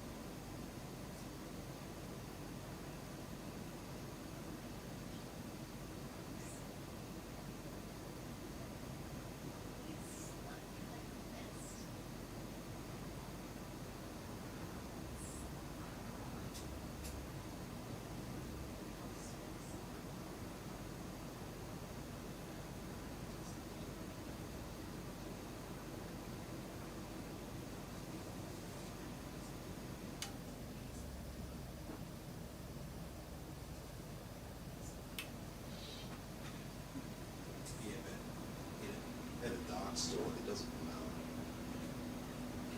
Cleanliness still matters.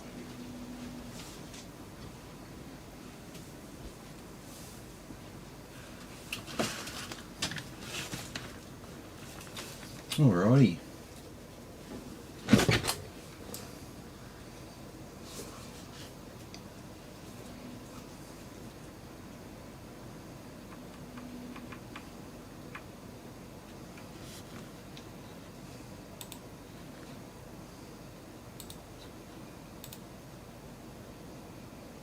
Just put our XMP profile back on.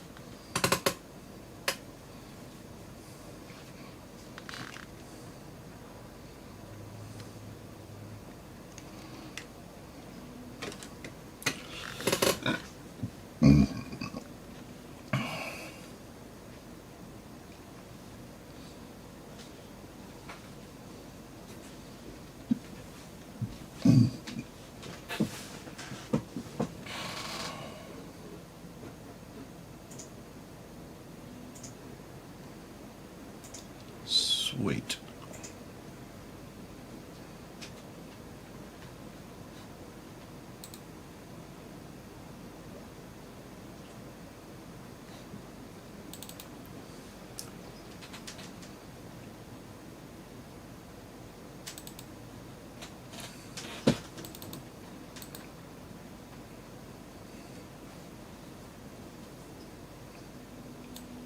Okay.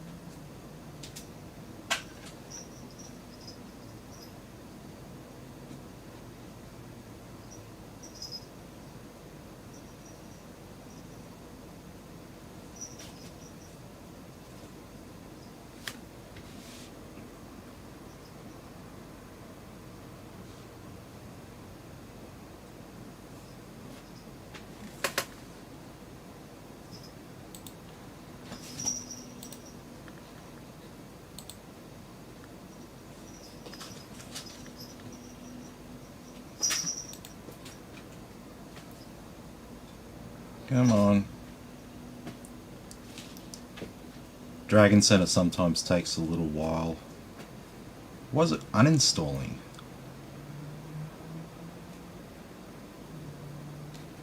The fuck?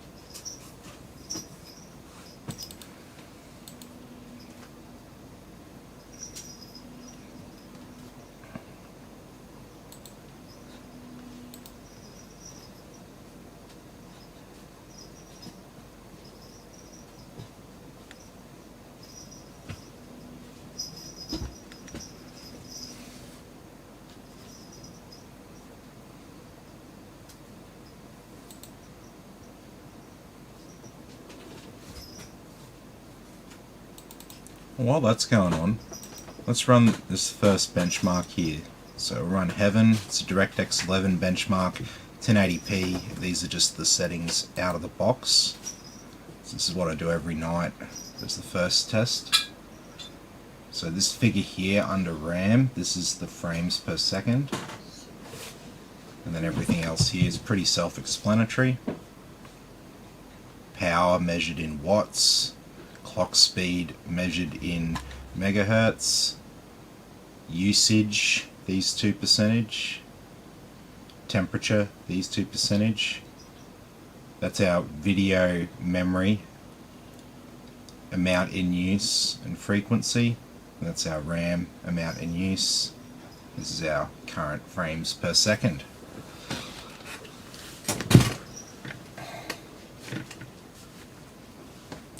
So hopefully once this is done, Dragon Center will finish fucking around.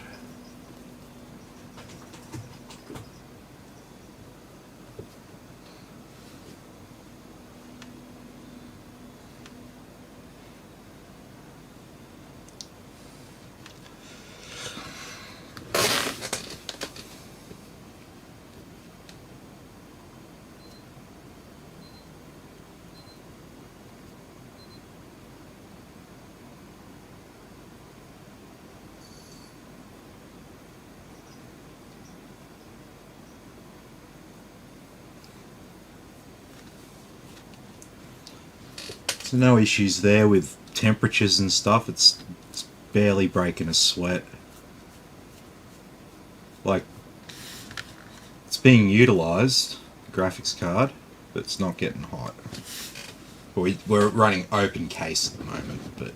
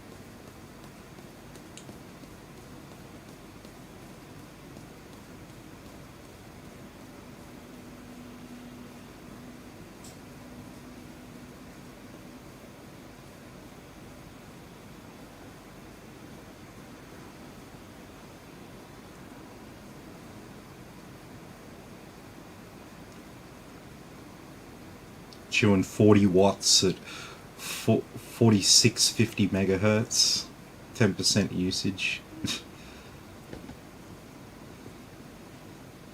This is why Ryzen 5000 is the current king of CPUs. Gaming, productivity, whatever, doesn't matter. The only thing Intel wins at right now is being the best price to performance CPUs that you can get.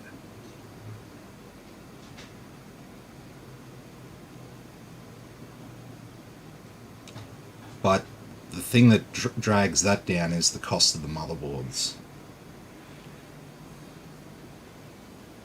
You don't have a lot of choice if you want to really get good price to performance.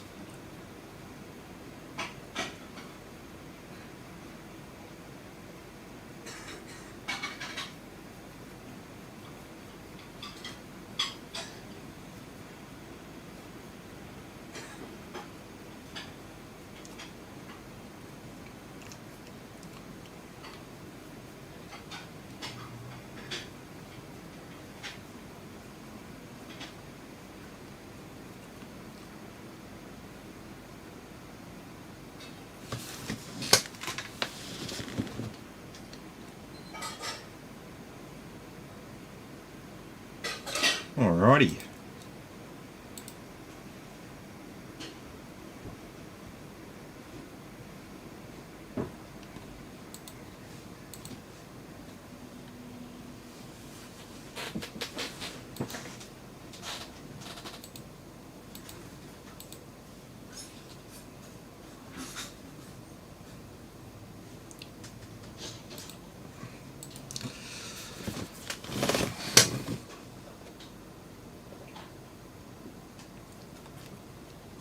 Mystic Light, not installed. The one thing that like I really wanted installed out of Dragon Center. Like I had everything that had installed.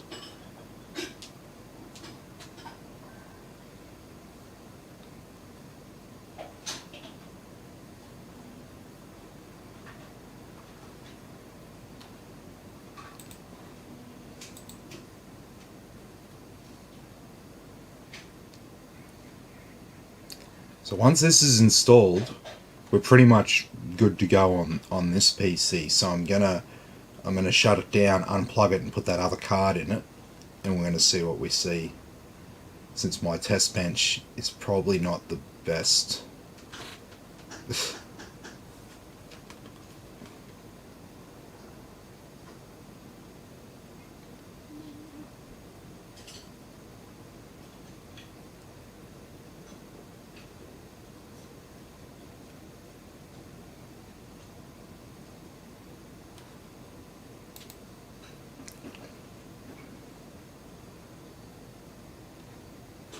Error code, we're trying to replace the existing file, delete file fail code 5.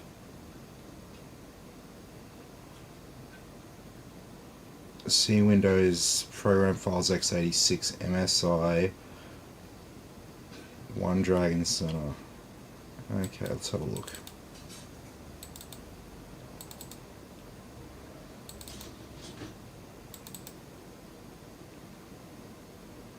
What's the rest of that directory?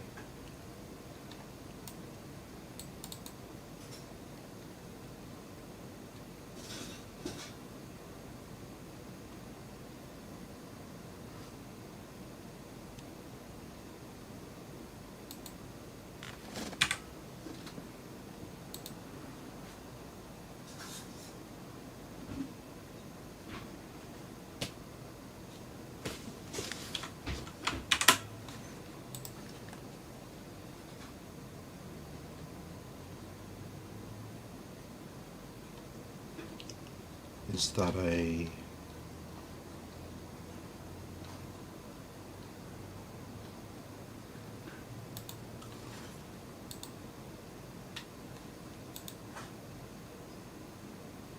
Okay.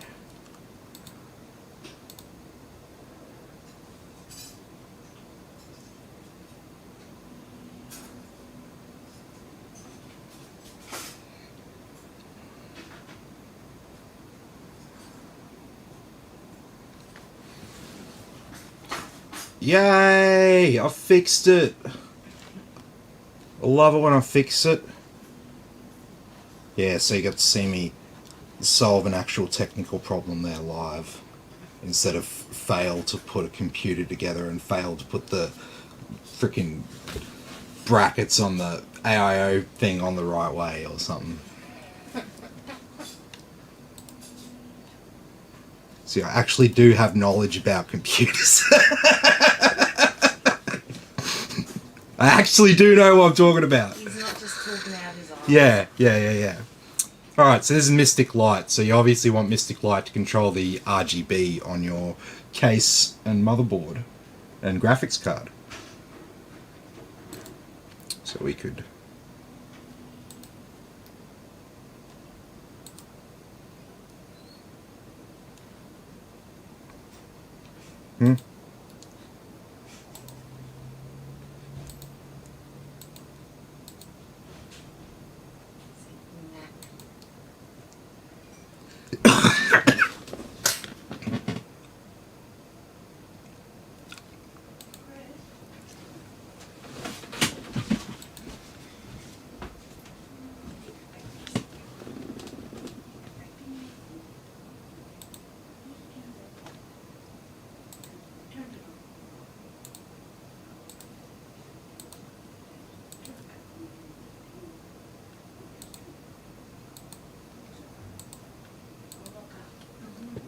That's really weird.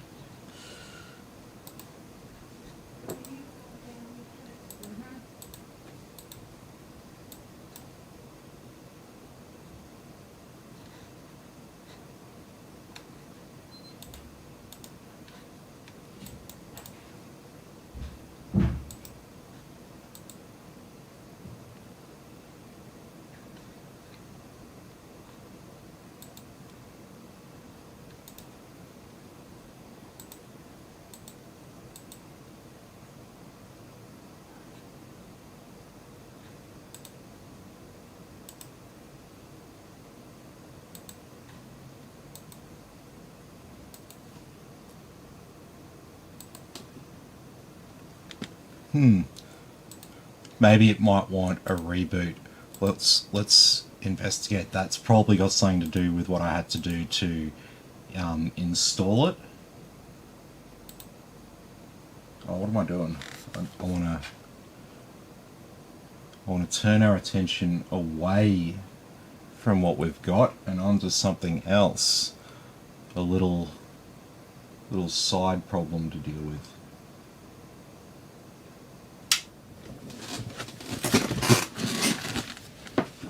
Okay. So here we have a different card. So this is an MSI RTX 3060. So, slightly different card, and this is the one that's come back for a warranty claim.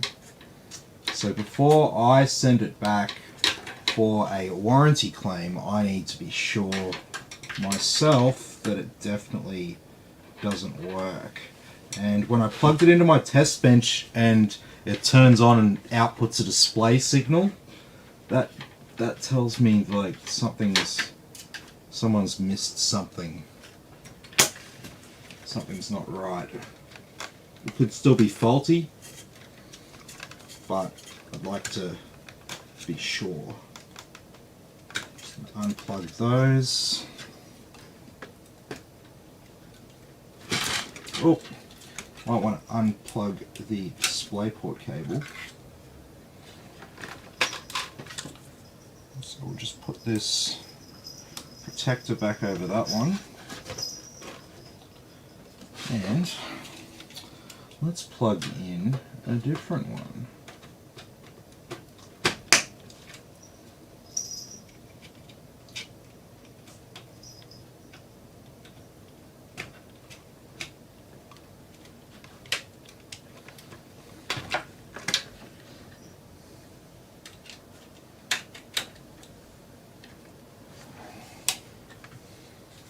Okay.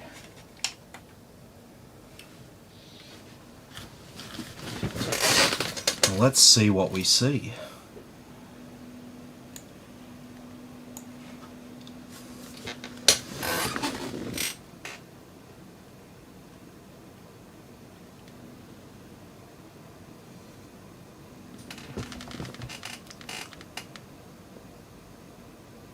And we're posting.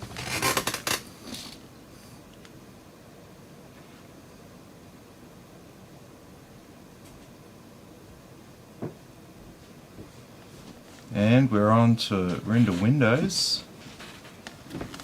We are on Microsoft Basic Display Adapter drivers. So let's get NVIDIA drivers on it. Oh.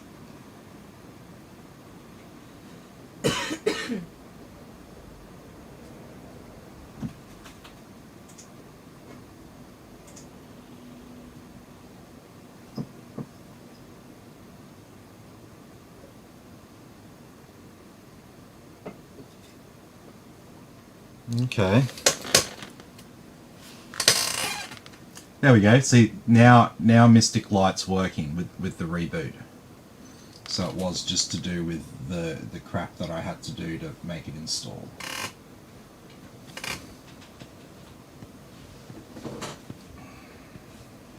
It's not showing the display No. now.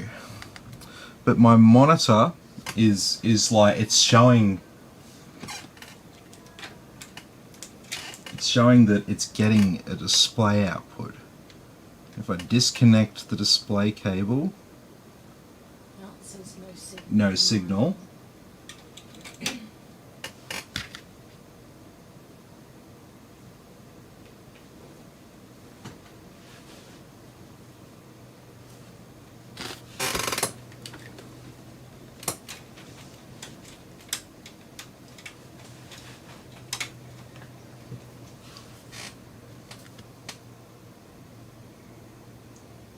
Do you want to hit the power on button?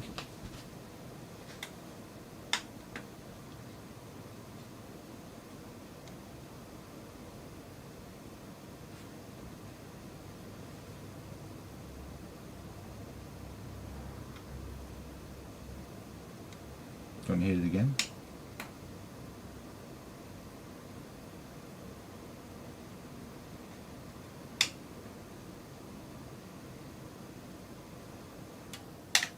Okay.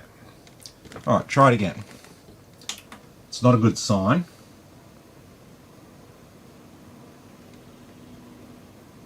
But, like, straight away, we're outputting a display. We're posting.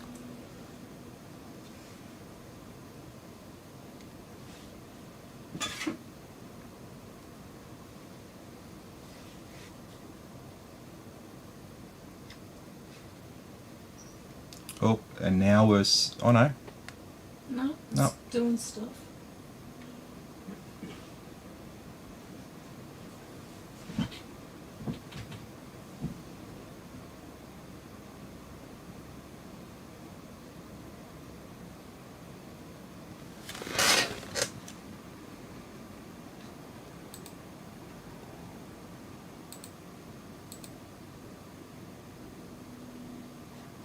So yeah, it's not running on NVIDIA drivers.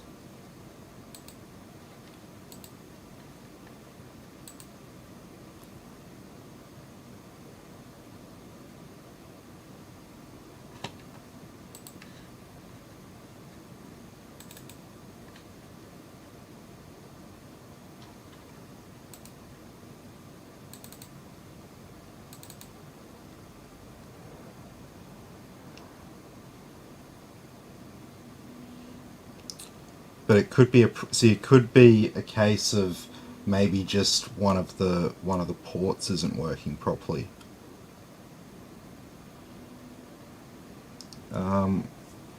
Where is? Oh, it's right at the top.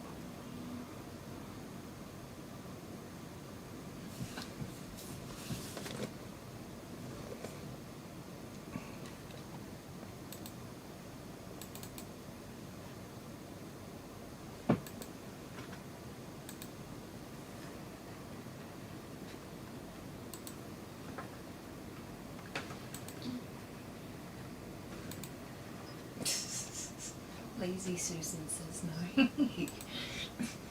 I tried to move it and Lazy said nah. I think it's the graphics card holding it down. Ooh, what happened? I didn't do anything. No, I was just changing the.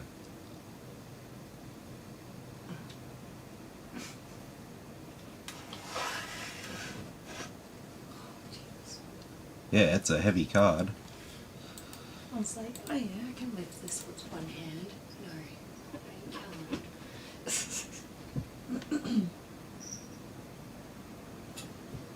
I can't. What is that?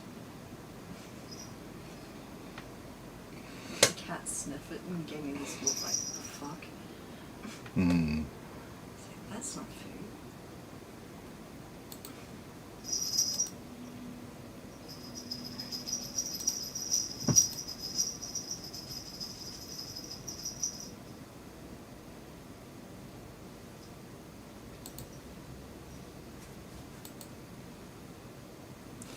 So we're going to do a clean install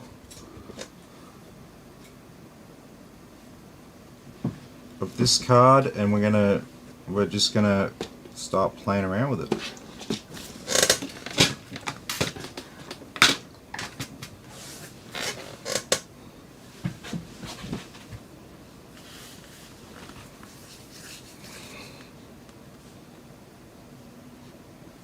All right. Let's see what we see. I mean, this is certainly not a normal, like, when a graphics card dies, it doesn't they don't usually just, boot up and post into Windows without any problems. Usually we're seeing problems on the screen and stuff, artifacts, problems with, oh, here we go. Something like that. Something like that.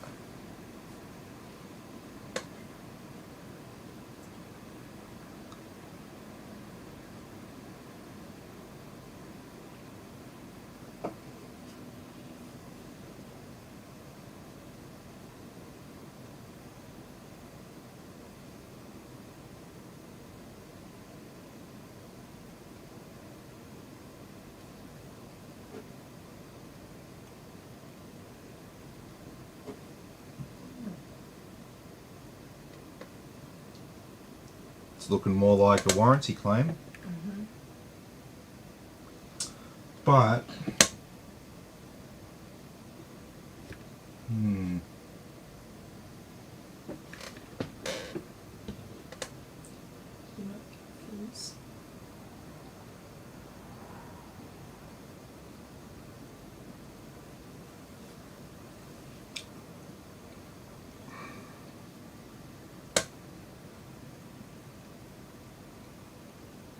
oh, I'm thinking I might flash a new BIOS to it. Something might be fucked up with it there. I just find it very strange that like they're saying that it doesn't work, and then I'm plugging it in and it's posting. Like the first thing anyone who's inspecting this as a dead video card's going to do is going to plug it in and it's going to post, and they're going to go, "Oh, works fine." Like they probably won't even want to go any further than that.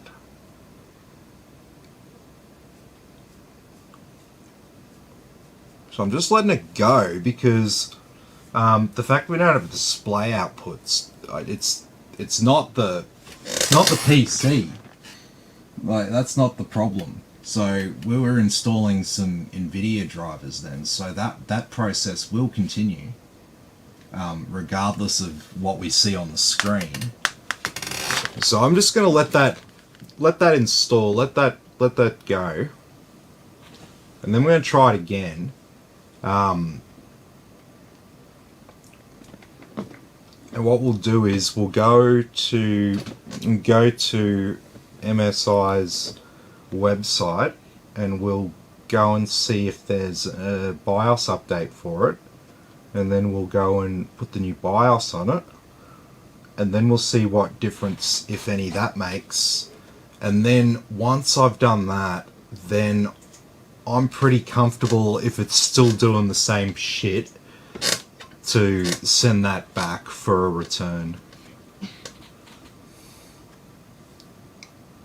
I wish GPUs were cheaper. Oh yes. Yeah, but they're coming down in price.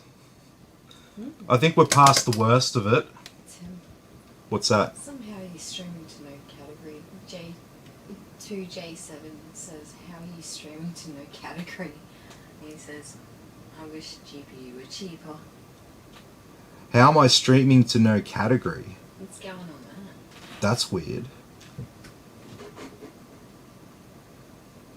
Should I Go go? edit stream info.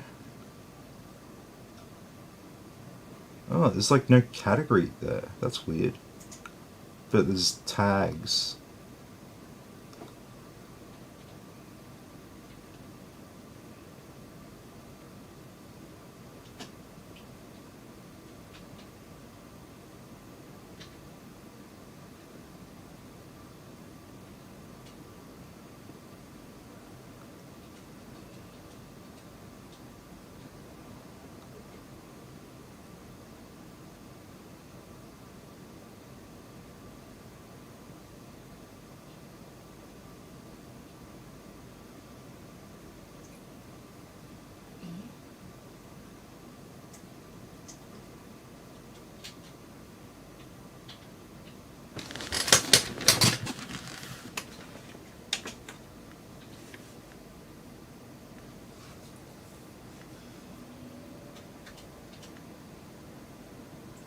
I know why there's no category, because there's literally no category for what Tim's doing. That'd be right.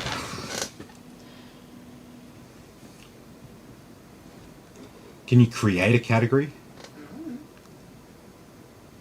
I don't think there's such a function.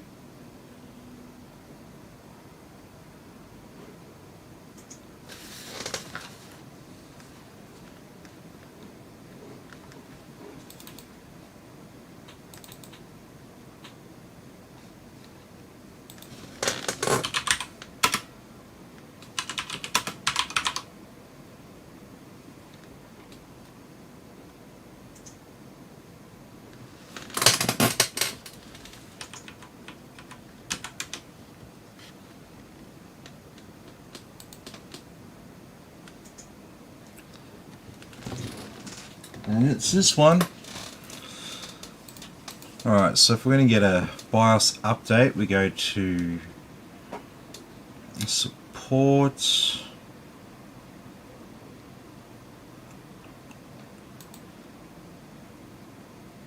No BIOS updates.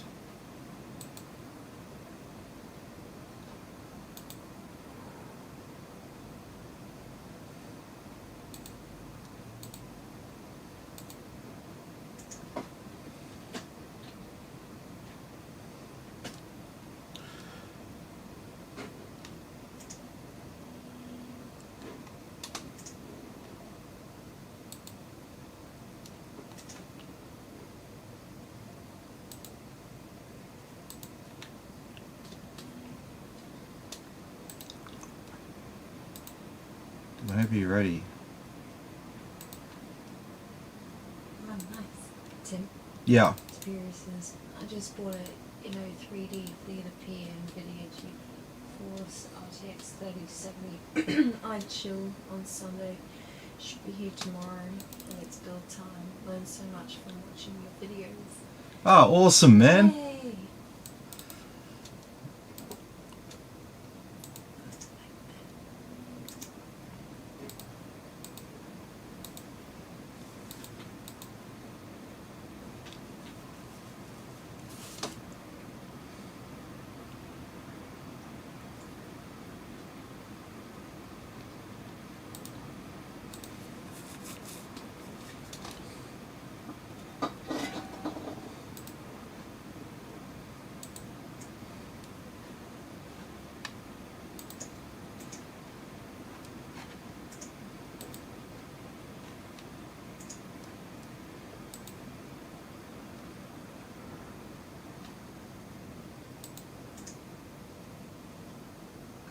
Yes, I know that can't.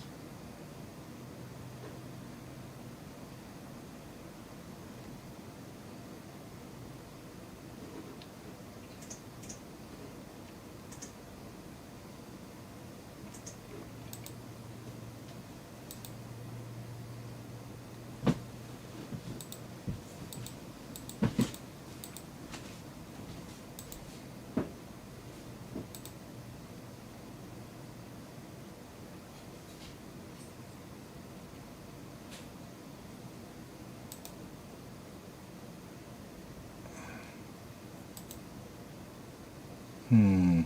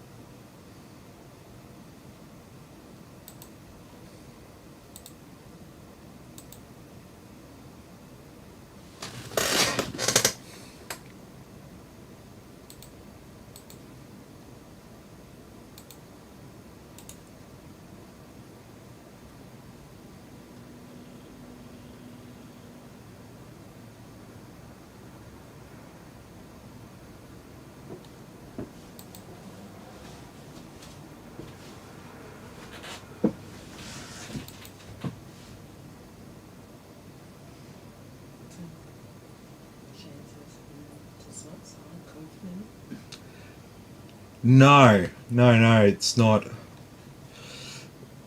It's not looking too good.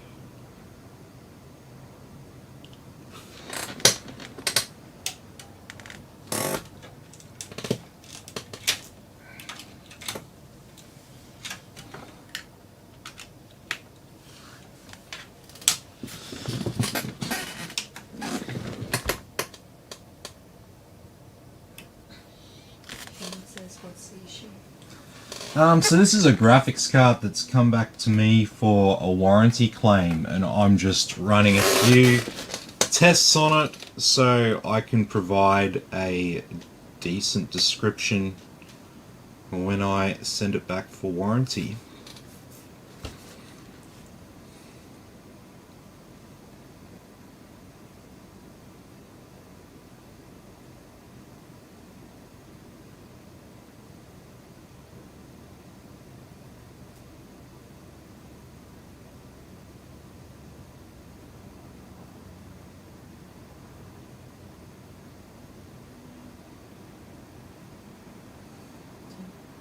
Yep.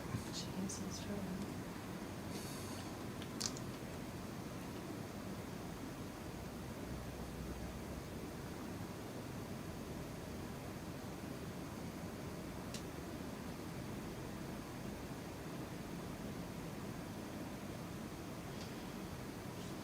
Got completely nothing from that port.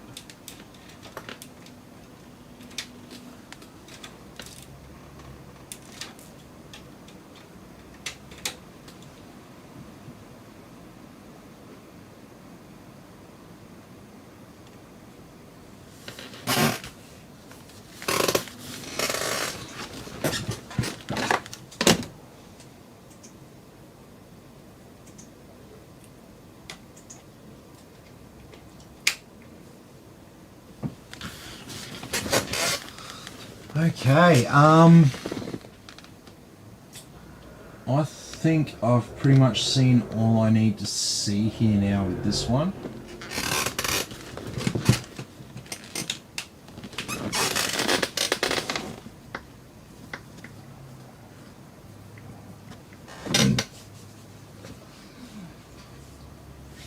it's just where is it like getting colder? Oh, goosebumps.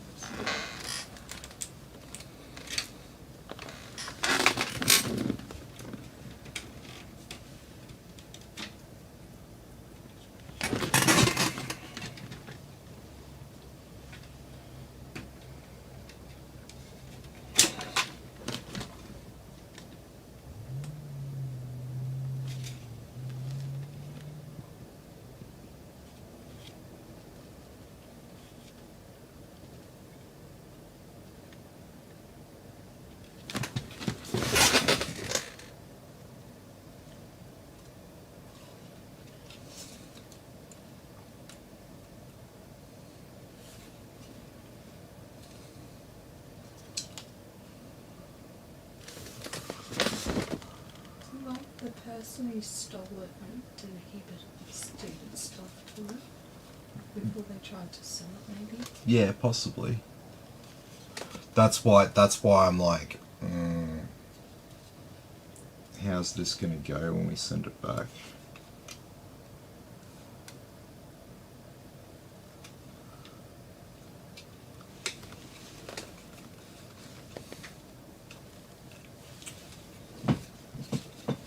No, that's all good.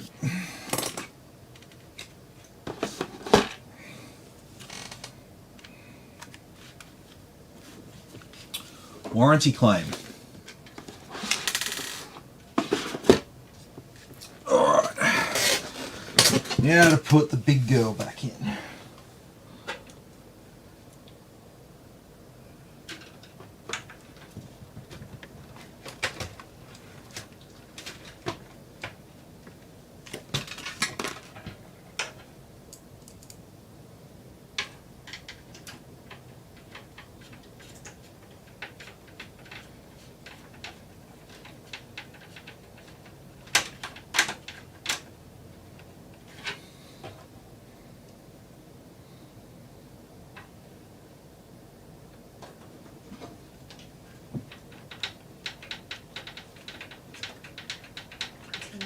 Yeah. So you test on your own rig, do you, Tim? For parts and service? So I've got a test bench, but the motherboard on that is it's on its way out. It's doing all sorts of weird fails and stuff like that right now. So I did have a quick play around with it on my motherboard, but I was like, oh look, doing a new build tonight, I'd much rather test it on a brand new motherboard than my failing motherboard. So we're just taking the opportunity to do that now. Just a quick test, just to see what I see. Come on, back in there.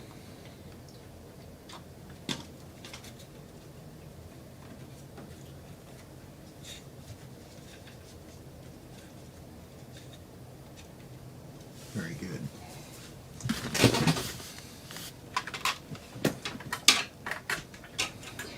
Tim, showing as well. Okay, so this PC is a build. Yeah, this isn't my personal rig. No. No. You see that underglow underneath the Lazy Susan? That's Tim's PC. Yeah, my rig is on the floor down there.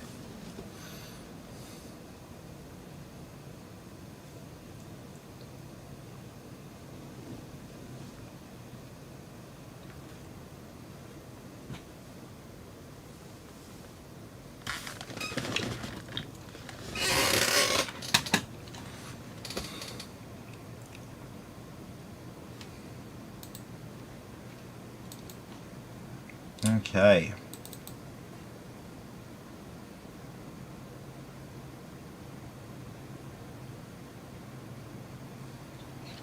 Tim, showing his failing motherboard and the upgrade happening for that. Yeah, when are you gonna Yeah, strength that? I don't know. I don't know. I was hoping that maybe I could, maybe it'd be time to upgrade my rig's motherboard and CPU, and maybe I could move my old motherboard over to the test bench. Well, maybe you should do that sooner than you thought. No, because I wanted to do it. I wanted to go and get a Z690 motherboard and a 12600K or something like that to put in there, and give that a whirl, because that's really, I mean, yeah, sure, the high end stuff, but we've already got a high end like multi-core CPU, so I'd rather just get a really strong gaming CPU to go on mine, because I've got the 3080 in there. Shane says procrastination. He wants the boost. Yes. Yeah, no, so I might just get a Gigabyte X570 UD. I think I can get them pretty cheap, or I'll just see who's what people have around and just get something cheap. As long as it's X570, it should be okay. Alright, so let's just make sure back and got our original driver. Okay, so we might want to do a fresh install again anyway, because we don't have GeForce Experience.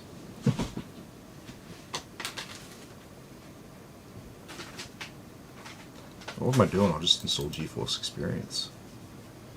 Who knows what you're doing, Tim? Yeah, well, it's 11 o'clock at night, so it's getting towards that time where the brain gets a bit fuzzy,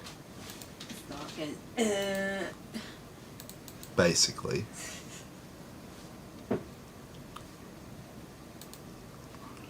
Okay, well,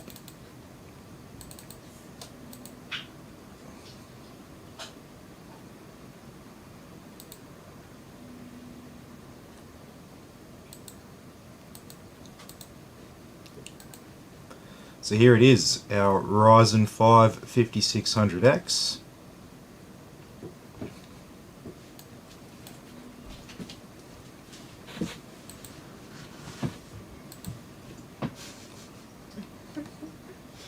Since only Tim knows what Tim does. Yep. So,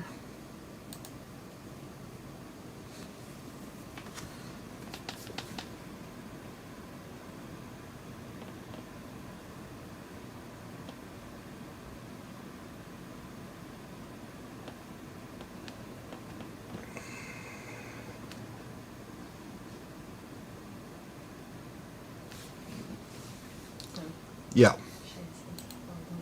Another Ryzen 5, very popular CPU. Yep. But this is the Ryzen 5 5600X, so this is actually the good one, not the 3600, which is like, it used to be considered really good, but it's not looking so good compared to the current lineup. So there we go.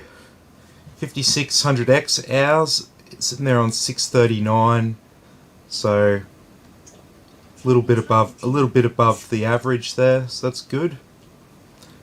And so this is where a 5600X sits.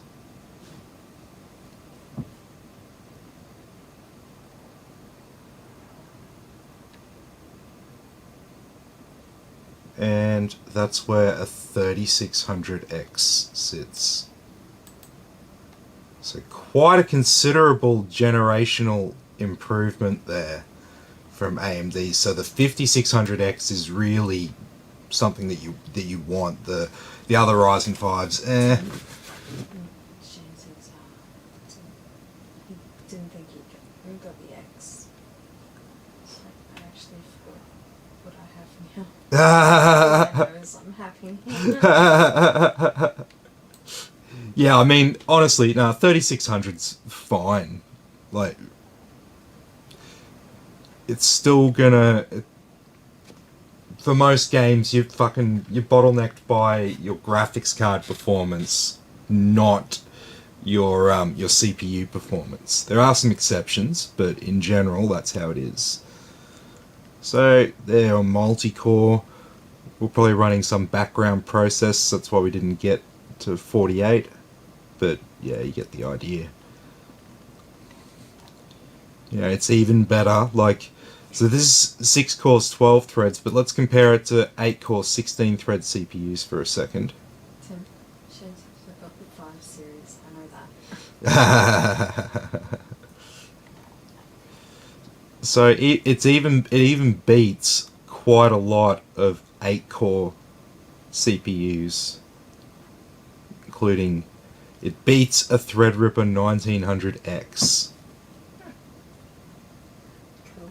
It's pretty impressive, because this is 2 less cores and 4 less threads than all these other CPUs. So this is really good. Tim, Shane says pretty sure Ryzen 5 5600 and thereabout with 36. Yeah. Oh, if you've got a 5600, that's what we're looking at here. So, yeah, you'll be very happy. All right, so we ran Heaven before, so we'll run Valley, and we'll crank the settings on this. Anti-aliasing up to max. Oh,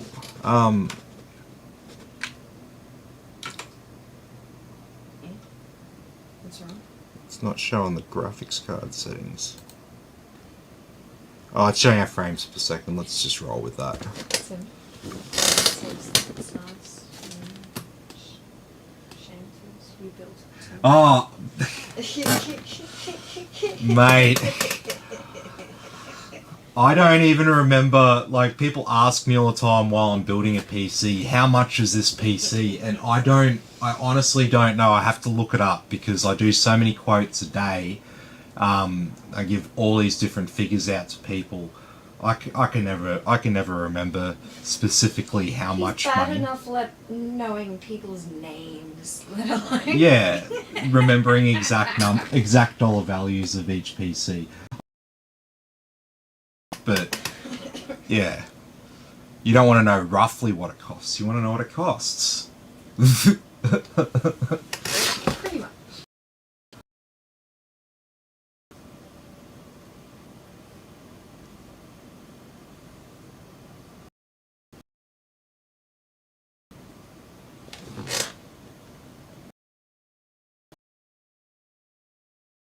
You can't see it, but it's sitting at 60 degrees. It's the little tiny stats right hand corner.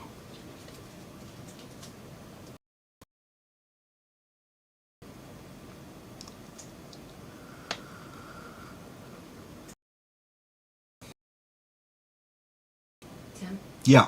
Shane says you remember what it costs, $28.25. Yeah. Of course you remember what it costs.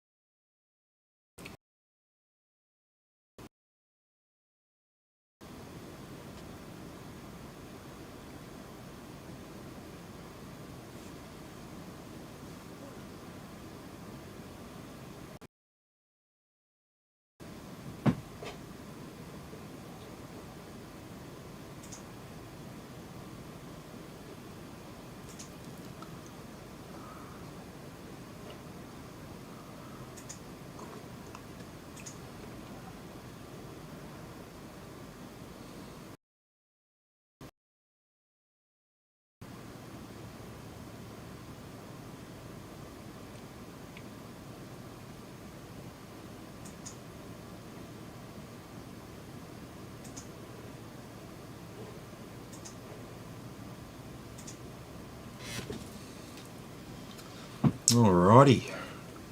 So that's the final scene of this one.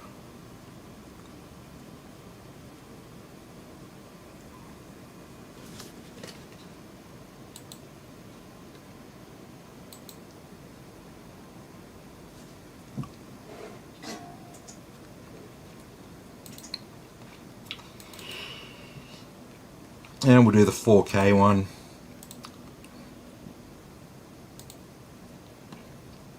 Because the 3070 is a great 4K graphics card.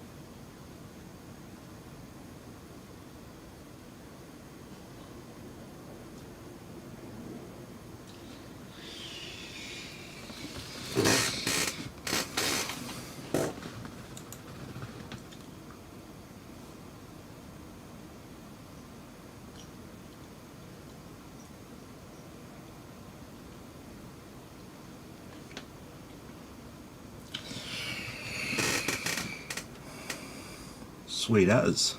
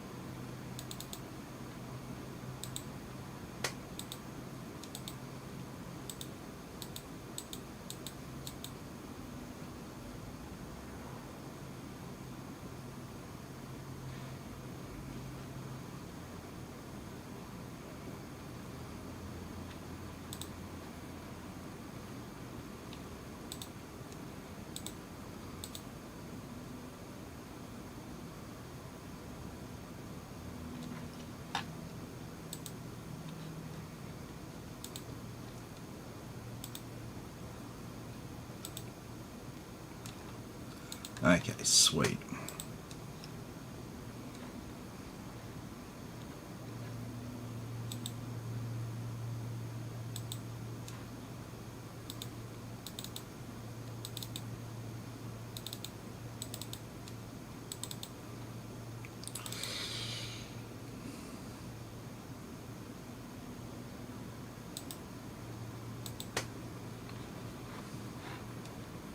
Alrighty, so let's key up our stress test.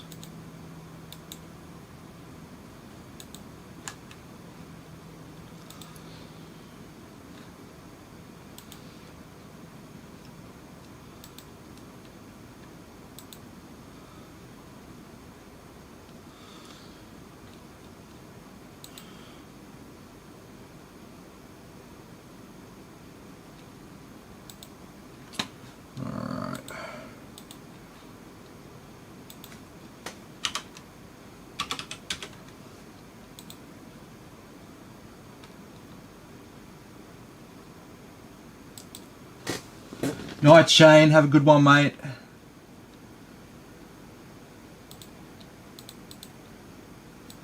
Alrighty, so we're going to start the stress test now.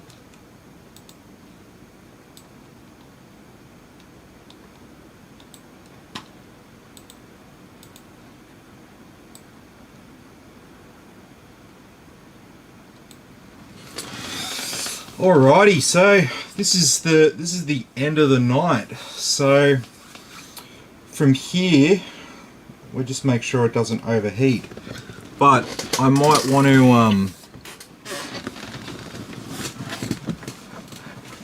to put some panels back on.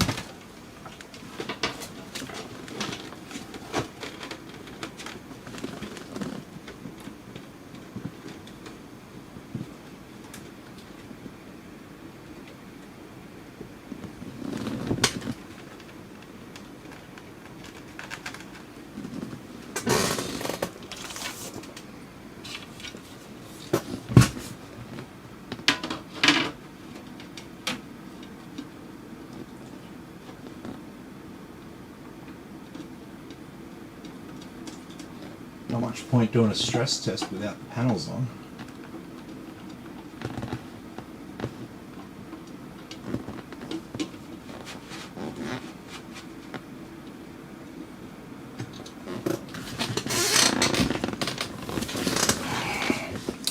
Alrighty, so that's the end of the night. So if anyone has any final questions, now is your time to speak.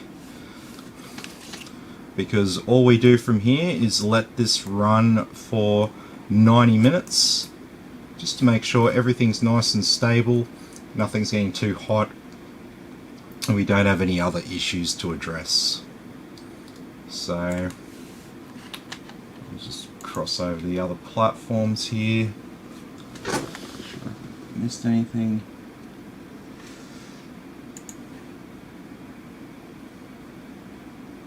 No, that's about it.